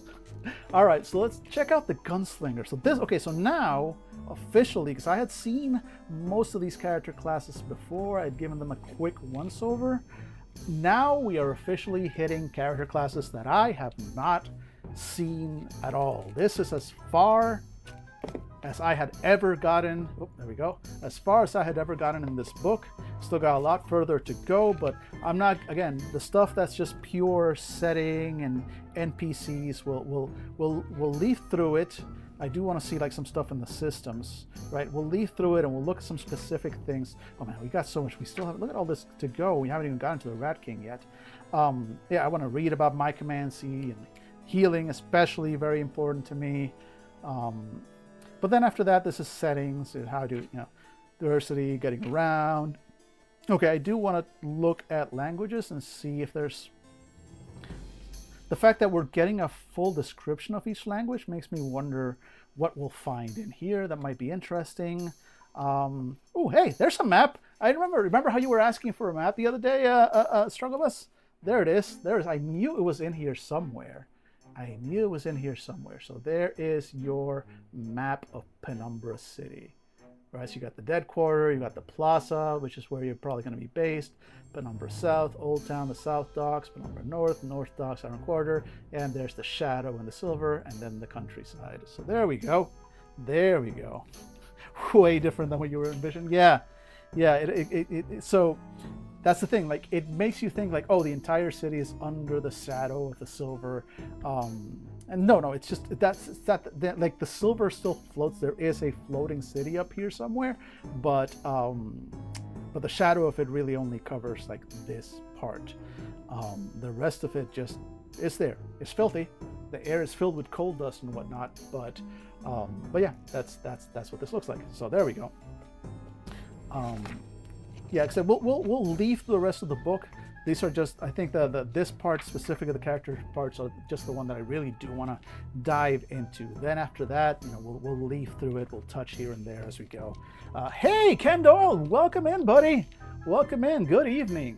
Hey, so you are here. I am here. Struggle Bus is here, and we had our friend Matthew over on YouTube because I'm dual streaming. I'm doing the thing. They had to go, unfortunately, but I am acting as a bridge between worlds. And we are looking at Penumbra City, a World of Harrow game. We're going through the various character classes. You are welcome to. We also have yesterday's stream. It's over on the YouTube, on my YouTube. I'm not going to be recording or saving the streams on Twitch because it's too annoying, and since I'm dual streaming to YouTube, they're all just going to be on YouTube anyway. I do have to tell Nightbot or whatever the bot is that I've got here to occasionally send out a link to my YouTube for people just to have. But anyway, we're going through the character classes. We've found some really cool ones so far. This game has Ex-Marines and power armor. It has clockwork orange looking guys that eat mushrooms and go into barbarian rages. We've got dog girls that ride motorcycles and joust in the streets. We've got anarchist knights that just will not die. Good stuff in this game. Again, I get some vibes of Unhallowed Metropolis from it as well, although it's a very different setting, but there are some of the same vibes. And it's also very anarchist, very socialist, very mutual aiding kind of game, and I'm totally digging that. Let's check out the gunslingers. So the gunslingers, let's check out the art. Here we go. So let's look at the art. So the art in this book is kind of limited, so we take time to appreciate it when we get it. Look at that. The man in black walked across the sand and the gunslinger followed. Every gunslinger I've met always has an escape plan and an escape plan for the escape plan, so I bet they're doing fine. All right, let's take a look at what the gunslinger can do. I'm curious. Almost every other character class has had a twist or something that's made it interesting, so I'm curious to see what that twist is going to be with the gunslinger. Let's see. I like guns because they're simple. In goes the cartridge, out goes the bullet. Gunslingers, they like guns because they're complicated. They're always improving on their designs, trying out new twist rates for their barrels, new ways of necking down cartridges, and other things that go way over my head. Most gunslingers are nomadic sorts, which is getting harder and harder with the war creeping closer. I hope they're feeling all right, not feeling too cooped up. Every gunslinger I've met always has an escape plan, and then an escape plan for the escape plan, so I bet they're doing fine. Most gunslingers wander the city, the country, or the world, offering their services to those they deem worthy. Their services are invaluable, so they never lack for potential clients. In Penumbra City, most of them call home. Oh, sorry, it's Penumbra City, most of them call home, though, and the finest gunsmitheries can be found here. Is gunsmithery a real word? My editor says yes, it's a word, though she had to look it up. So let's see. So they are, again, mid-rangers, starting HP 12, HP recovered per rest 2. They are going to be all about speed and knowledge. Let's see. Melee weapons and firearms, light armor only, engineer's tools, and dog's wheels. So they can ride motorcycles like the dog girls. Nice. Language some, Penumbran, and one other language. Most of them are outsiders, so many outsiders know outside. A diasporic language of the Oso Mountains.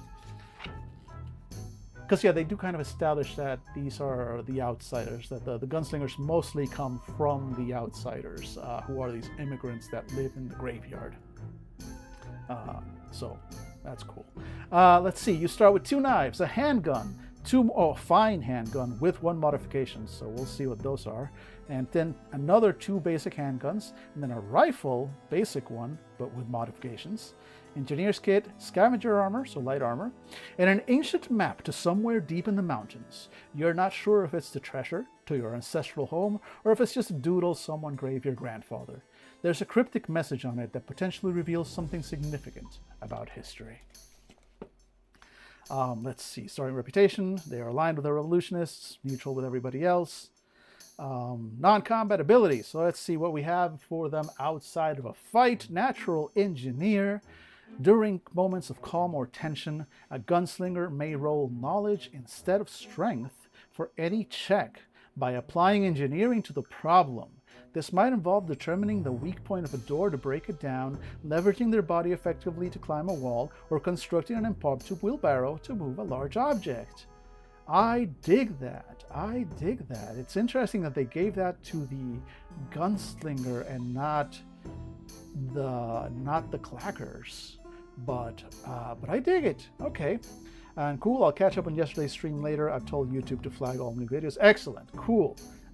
It's about 3 hours of this as well. Just a lot of blabbering, but it's fun. It's fun, and we discover some interesting things about the setting and about the game system. Most of which I like. A few that I have some thoughts about. So let's see. Next ability for the gunslingers: song and story. So this is a social. So almost every class, I think every class that we've seen, looks like the book's a nice size for reading. Something I appreciate more. Yeah, no, it is. It's a solid size. The font is good. Like, yeah, it's well. Like I said, I wish it had more art. I say as I get lucky enough to move on to one of the few pages that has more art, but. It's fine. I can live without the art. I do wish there was more of it because I actually like it. But that said, like, yeah, layout's pretty solid. It's a font that's a good size for reading. My old eyes certainly appreciate it. Like, yeah, it's a well laid out book. It's a good book. It's a good book. I've run into a few editing issues, like just one that we just saw, for example, here in this page, where like it asks you to roll a d4, and then based on the roll of blank, on a roll of, like, this should have been numbers here instead of nitpicks, minor nitpicks. Overall, though, very readable and just fun. So, Song of Story. So I'm guessing this, almost every character, there's another thing I've liked about this.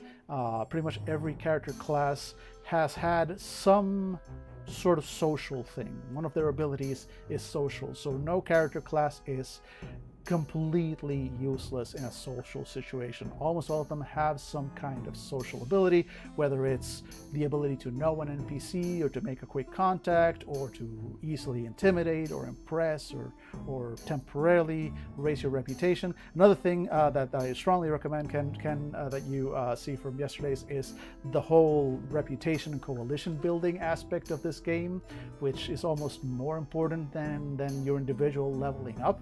And I think they do a really good job of making that not only something that your characters are going to want to do, but something that they're going to be rewarded for doing. And I always appreciate a game system that provides a mechanical system and incentive for you to engage with what its main theme is meant to be, which in this case is coalition and building and raising your reputation with factions and building up to hopefully eventually have a revolution and take down the God King. Is it a proper RPG book without editing? Is it a proper RPG book without? Exactly. If there weren't some editing issues, we'd be suspicious about it. So, but again, overall, they're minor things, and none of them has been a real impediment to figuring out the game or learning or anything like that. So I think we're doing okay. Let's see. So, Song of Story.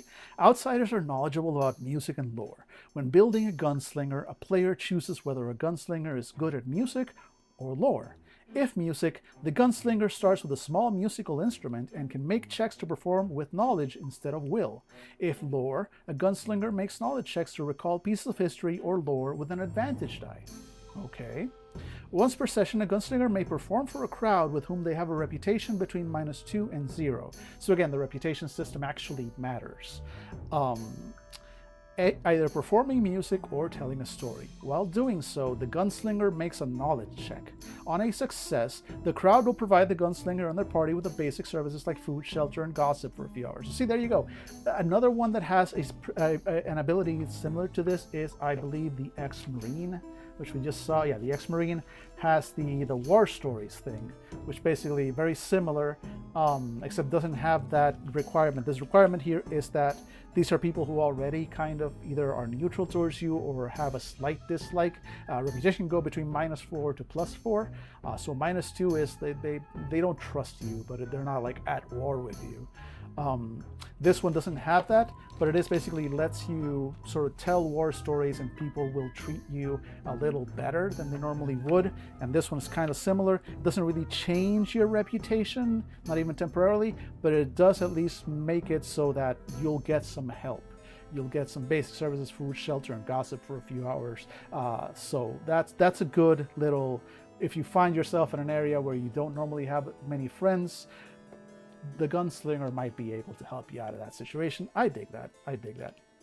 And yeah, from the very brief description, it reminds me a bit of Blades in the Dark. Yeah, exactly. Just like Strobel said, very similar vibes to Blades. It is very much the tower must fall. Like the Penumbra City is. I don't know if you were here when we were showing the map. Here, I went right through it. Nice. So this is the map of the city, of Penumbra City itself. And this shadow here, this part in the middle, silver, the shadow, so that is actually a city, a floating city high above, thousands of feet above. And this is its shadow, forever shadow underneath it.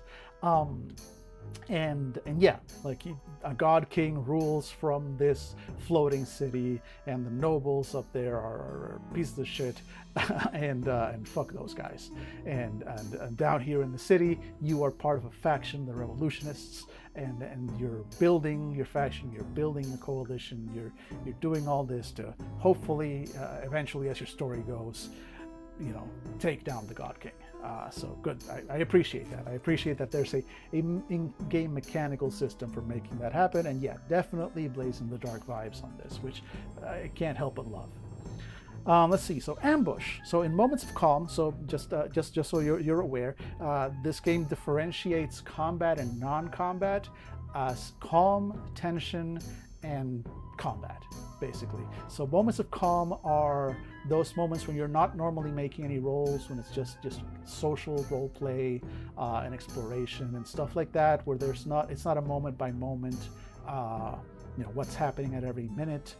You're probably not going to make rolls. If you're making rolls, especially rolls where it matters what's happening and who's going next, maybe not a full-on combat initiative kind of thing, but there's stuff going on, then you're in tension. And then if combat breaks out, if you're rolling initiative, then at that point that's combat. You're measuring rounds, etc., etc., etc. So there are a lot of abilities that make reference to that. So for example, this ambush one only works in moments of calm. So in moments of calm, a gunslinger may take an hour to strategically prepare an ambush. During an ambush, everyone in the party makes 2 knowledge checks. Okay, with 2 successful knowledge checks, I'm guessing just throughout the party, not just every individual. Or no, I guess for both. So everybody has their own thing. Okay, cool. So you as a gunslinger, you set up an ambush. Everyone in the party makes 2 knowledge checks. If for each person that makes a knowledge check, right? If they make them both, you're hidden and you can make an attack from nearby or distant. Combat is theater of the mind. It's got zones, close, nearby, distant, and very far. Kind of like a lot of sort of theater of the mind games. That's as close as you're going to get to like ranges. Before initiative is called for. So basically you get to be hidden and do a surprise attack. If you only make 1 successful knowledge check, then you're hidden, but you don't get to make a surprise attack. And if anyone in the party fails both, then the ambush is spotted before anyone can act and initiative proceeds in the usual fashion. Okay, I have some thoughts about this ability. Because while it does make sense that if someone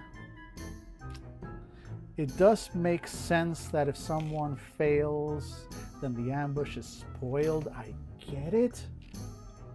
But I don't like one of my main class abilities, this ambush thing, which it appears I'm the only one that can do as a gunslinger. This is not an ability that anybody else has, so it's gonna be special to me. Is something that I have no control over whether it's successful, and depends on whether the rest of my party can make at least 1 knowledge check each of them. I thought I would kind of house rule this better. Well, not better, my opinion, right? I would house rule this to say that if you want to keep this whole thing where the rest of the party has to roll instead of you, have them all roll, but have those successes be for the party, right? So if everyone rolls, because we only get 1, they're not rolling with advantage. Everyone's just rolling 1. Actually, no, everyone's rolling twice based on this. So I'm curious if maybe it would work better if everyone rolls once. I guess it would depend on how many people are in your party. It's going to be tricky, but what I'm thinking is that the successes are handled by the whole party. So long as between the whole party there is at least 1 success, then everyone's hidden, but you don't get the surprise attack before initiative.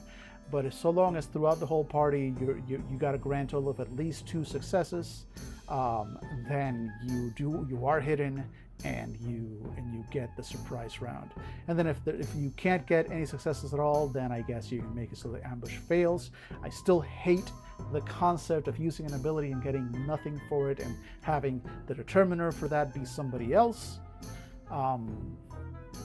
But that's how I would kind of house rule this one, maybe. But again, maybe it works better in playtesting. I'm not sure. It rubs me the wrong way. I've run into a couple where like just the rules rub me the wrong way, but that may be pure personal preference on my end. So let's see, combat. So now, what can they do in a fight? So a pretty compact paragraph there. Combat abilities. Let's see.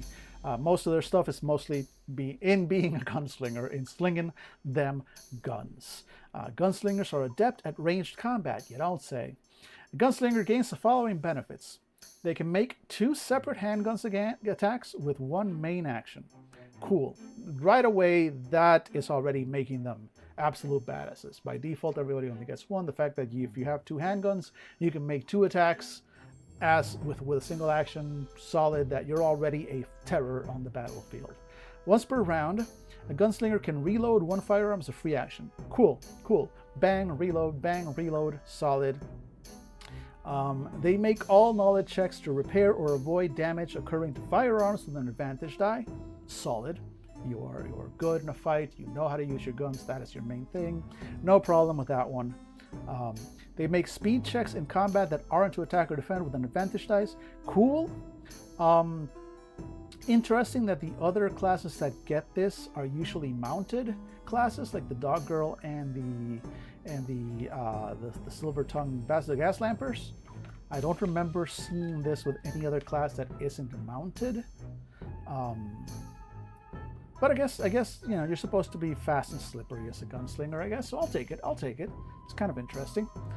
They can shift the effective range of their handgun by 1 interval, shooting distant without disadvantage die and far away with 1 disadvantage die. When using a rifle, a gunslinger ignores range penalties entirely. Cool. You are better with guns than most people. That is how it should be.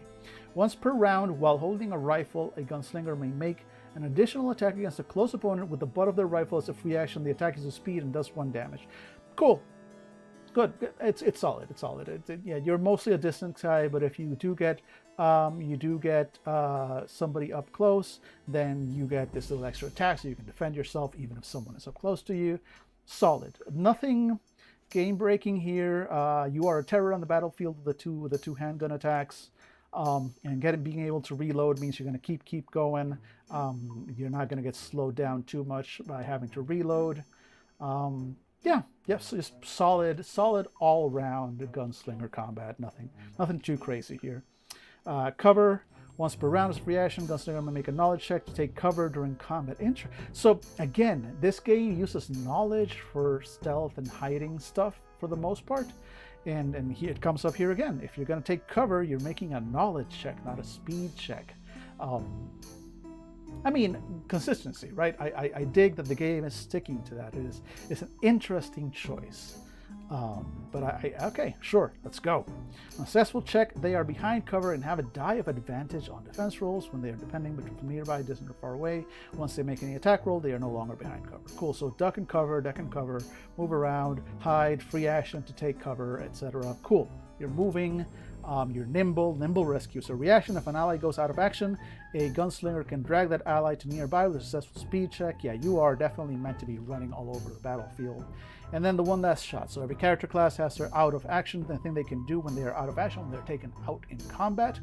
When a gunslinger goes out of action, as long as they have a loaded handgun, they may fire it once with a disadvantage die as a reaction. So even on the ground, you're bleeding, you're dazed, you're almost out of it, but you can still go, you bang.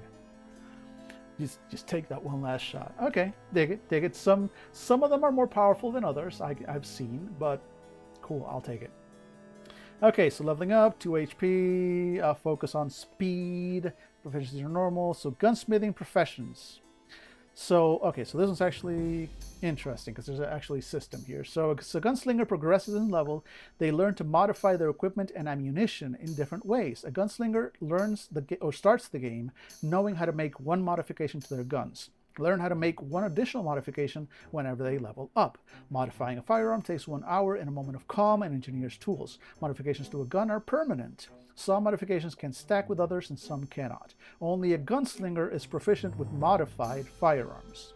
Good to know. You can't just modify your gun and then give it to somebody else. They will not be proficient with it. Others use them with 3 disadvantage dice. So yeah, they definitely don't want to use guns that you've messed with because you're the only one. Well, you and other gunslingers are the only ones that know how those work, which, yeah, understandable, solid. Plus, it keeps a bit of dick stepping from happening. And also just keeps a little bit of cheese from happening with a gunslinger just going around modifying everybody's guns, and then you just got like a party of like, you know, gunslingers. I mean, unless you actually make a party of actual gunslingers, in which case that'd be kind of dope. Let's see. So stuff you can pick up. So modifications. Scope. Rifle only. So, okay. If used during calm or tension, attacks with a scoped gun are made with a die of advantage. Cool. So that's your sniper modification. Can stack. Bean gun. This gun is modified to fire beanbags. If an opponent's HP is reduced to 0 with one of these guns, they are paralyzed for 10 minutes instead of dying. A gun modified this way can only fire beanbags. A gunslinger can create 20 beanbag rounds in an hour with engineer's tools. All right, cool. I think we saw earlier in combat. Let me actually check here, because I think they specifically said that you get to decide attacking. Attack roll, hit target, do damage, defending, escape. I feel like at some point, NPC death. Okay, see, here we go. When an NPC is reduced to 0 HP, it is up to the GM's discretion whether that target is incapacitated or killed. However, players can state that they are attempting to incapacitate a target rather than kill them to influence the GM. Okay. So the book is saying that you as a player can say you're trying not to kill, you're trying to incapacitate, you're trying to go non-lethal. But by default, you don't get to decide that. The GM decides when an NPC is taken out via your weapons, whether that would have been deadly damage or not. Rules as written. So therefore, this being an ability, this bean gun being an ability of making it so like, no, this is always, when using this bean gun, it is non-lethal and it has a specific effect, makes sense within the logic of the game. And I get it, because I mean, it's hard to make guns non-lethal, right? Like they're going to hurt people badly. That's what guns do. So it's hard to say I'm going to incapacitate. There's a reason why I don't think cops should have guns. I don't think cops should be allowed to kill people, and that's what guns do. But that's just me. Point is, I see how this fits into the game because of the rules as written. That said, I'm personally more of a fan of like, no, if a player wants to go non-lethal, fine, cool. You figure out a way. The last hit is done with the flat of your blade. The last shot is done on a knee. Whatever. It's a game. We're making shit up as we go along. Sure, I will let you have this be non-lethal, except in, I might like, there might be specific cases where I would rule that, but I think my default call would be, I'm going to let the player decide. I can see how in some games that shouldn't be the case. Some games you actually want the risk to be there and for players to have to deal with those consequences and whatnot, or characters rather have to deal with the consequences. So yeah, it could be, this is a personal preference thing. But the point is that the fact that this is a modification, is a power, is something that you either have to pick for starting or that you would have to get when you level up and sort of spend a level up on, feels like almost like a waste. It feels like it should be something that is just default, right? It feels like something that this should just be, I should just get to tell you if I'm trying to do non-lethal, which you do get to tell me. I don't know.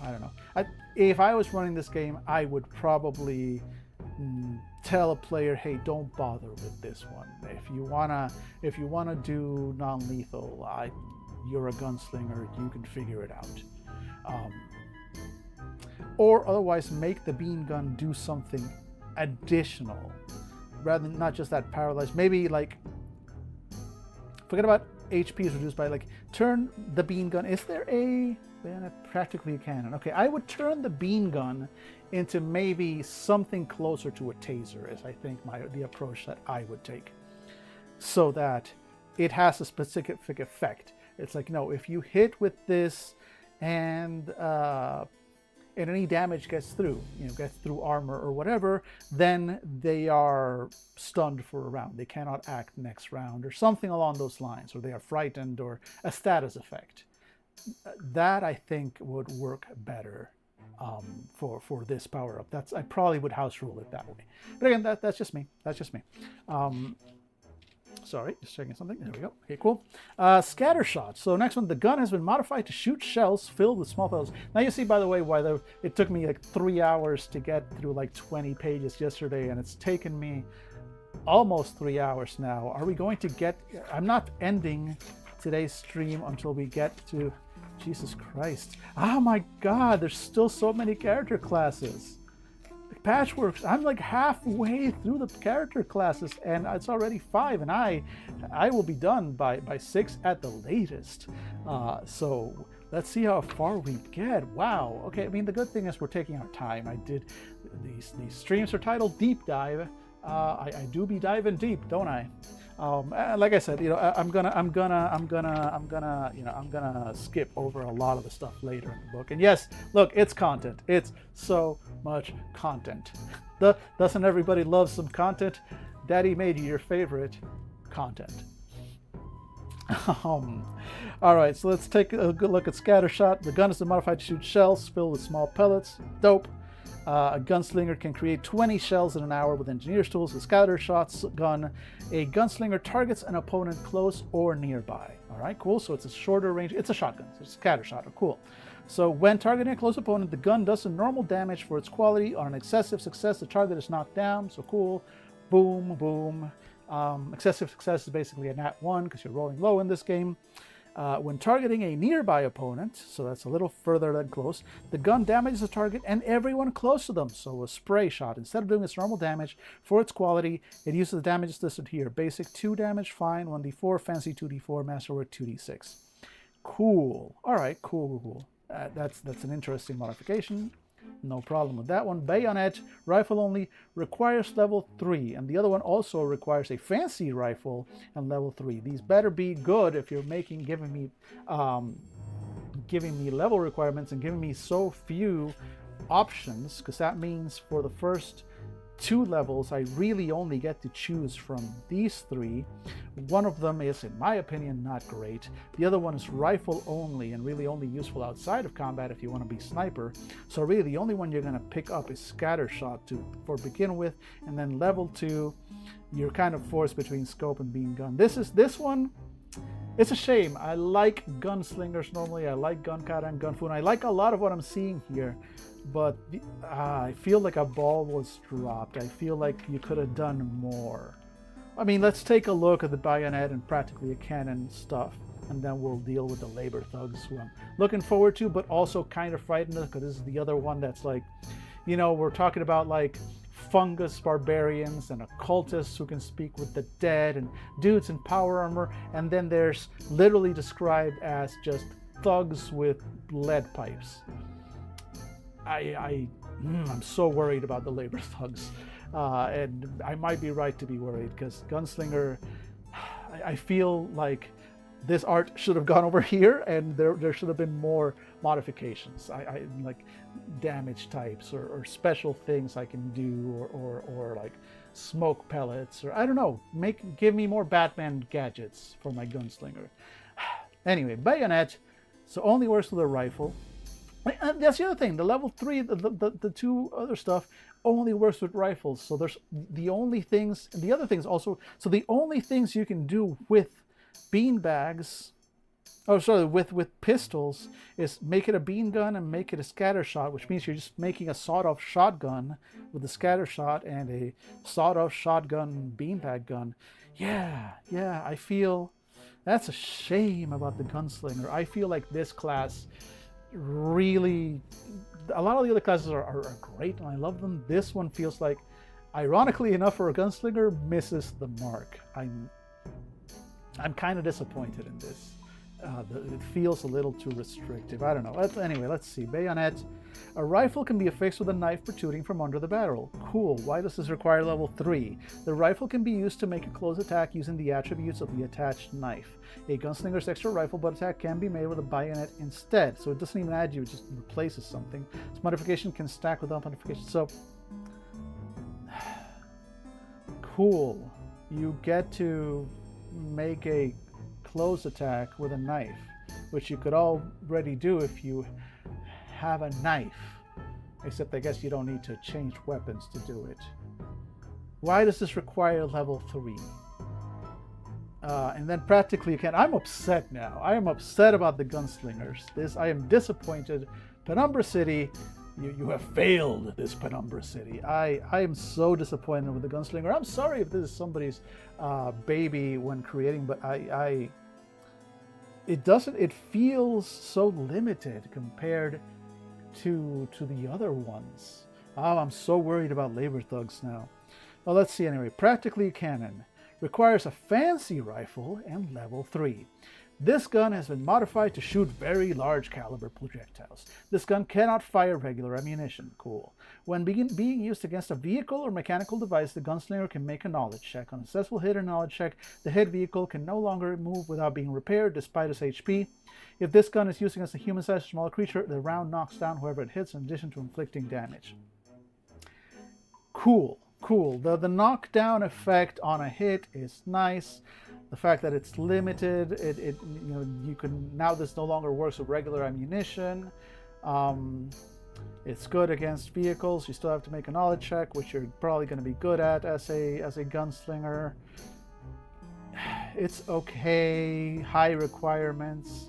Like again, I feel like they could have done much better with the gunslinger. I'm legitimately disappointed. It's a shame because I was excited about the gunslinger. It's not like I hate everything about it. I like their basic gunslinging abilities. I think I'm mostly disappointed. The moving in cover and everything else, and high mobility in the battlefield. I like that. My big disappointment is in the progression. I feel like they could have done a lot more. I feel like, I mean, if you don't want guns in your game, that's fine. I get that. Most games I've done and worked in don't have guns. Worked for rather, tried to work. I don't usually write games with guns. But if you're gonna have them, I don't know, man. I don't know. We've got power armor, man. Make the guns special. Nothing here is particularly special. The ex-soldier, ex-marine. Wait. They have, where is it? More is more. More is more. The ex-marine may repair any handgun, rifle, or bolt thrower, whether or not it is broken, by attaching additional barrels, overriding the steam pressure safety, or doing some other such modification. A weapon modified in this way provides an additional damage die, but upon any failed attack roll, it breaks irrecoverably. Modifying a weapon this way takes 2 weapons, destroying one in the process requires some... Look, this is cool. This is cool. This is the ex-marine. They are able to kit bash weapons together, and sure, they'll blow up after a few hits, but this is cool. Double damage, whatnot, crazy stuff. Why doesn't the gunslinger have something like that? Why doesn't the gunslinger have like crazy modifications for their guns? The closest thing is practically a cannon, and even then it's not that much.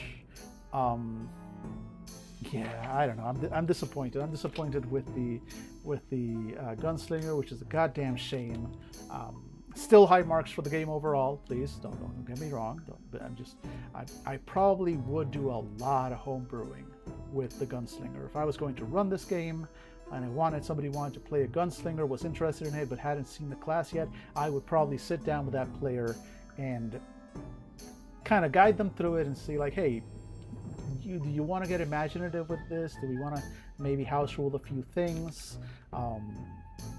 Yeah, I think I would take that approach to it, because otherwise I would be, again, I'm usually trying to watch out for my players, right? So I would be sad if my gunslinger player felt underpowered or limited compared to the crazy stuff that the other characters are pulling off, right?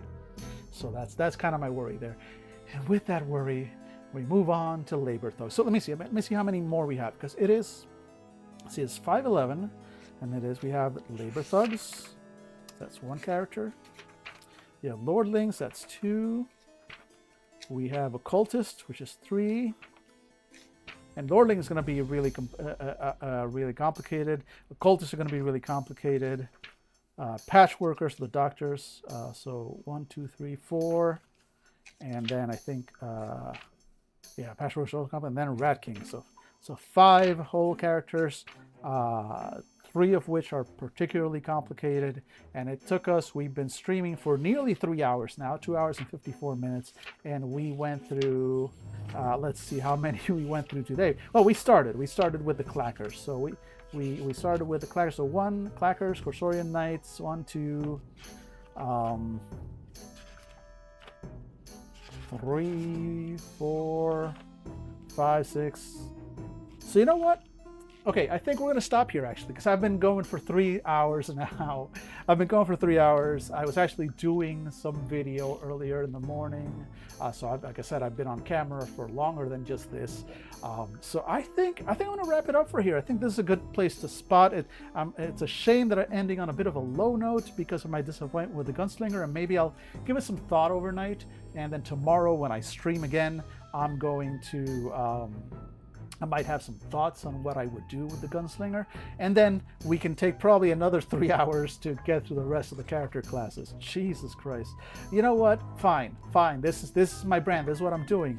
Deep dives. We're taking our time, going through them, giving my opinions, and hopefully some people will want to watch. I've got at least you guys on YouTube, on Twitch, who I appreciate. Thank you so much for hanging out with me, especially since this content is not what I used to stream. And I'm gonna just go ahead and switch to just my big old face right there in the middle of the screen. It's not what I used to stream, and I will probably do some video game streams as well every now and then. But I want to do a lot more tabletop RPG stuff. I want to check out these games.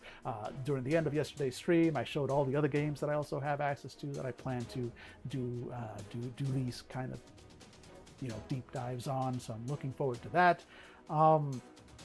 And yeah, like I said, we'll see how this all goes. My plan is to basically stream pretty much every afternoon. Eventually I might go on streaming some evenings, usually Eastern time for myself. We'll see. It's probably going to be Monday, Tuesday, Wednesday, Thursday. No, sorry, Tuesday, Wednesday, Thursday, and Friday. Mondays I'm probably not going to be streaming. Just because those days I have busy stuff to do.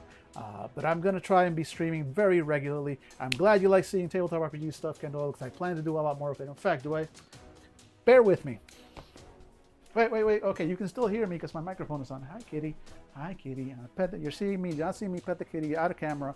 But here we go. I'm coming back. You can still hear me. That's a good thing with having a microphone attached to me. Here we go. I'm back. And okay, look, these are all the other books, all the other games that I plan to kind of do the thing for. So besides the one, let me switch the cameras over because it's just a little bit easier. Here we go. So besides Penumbra City, we've got Arc by Momedos. Basically, it's the end of the world. The clock is ticking. Create heroes, explore worlds, draw your spells. Tonight, we save the world.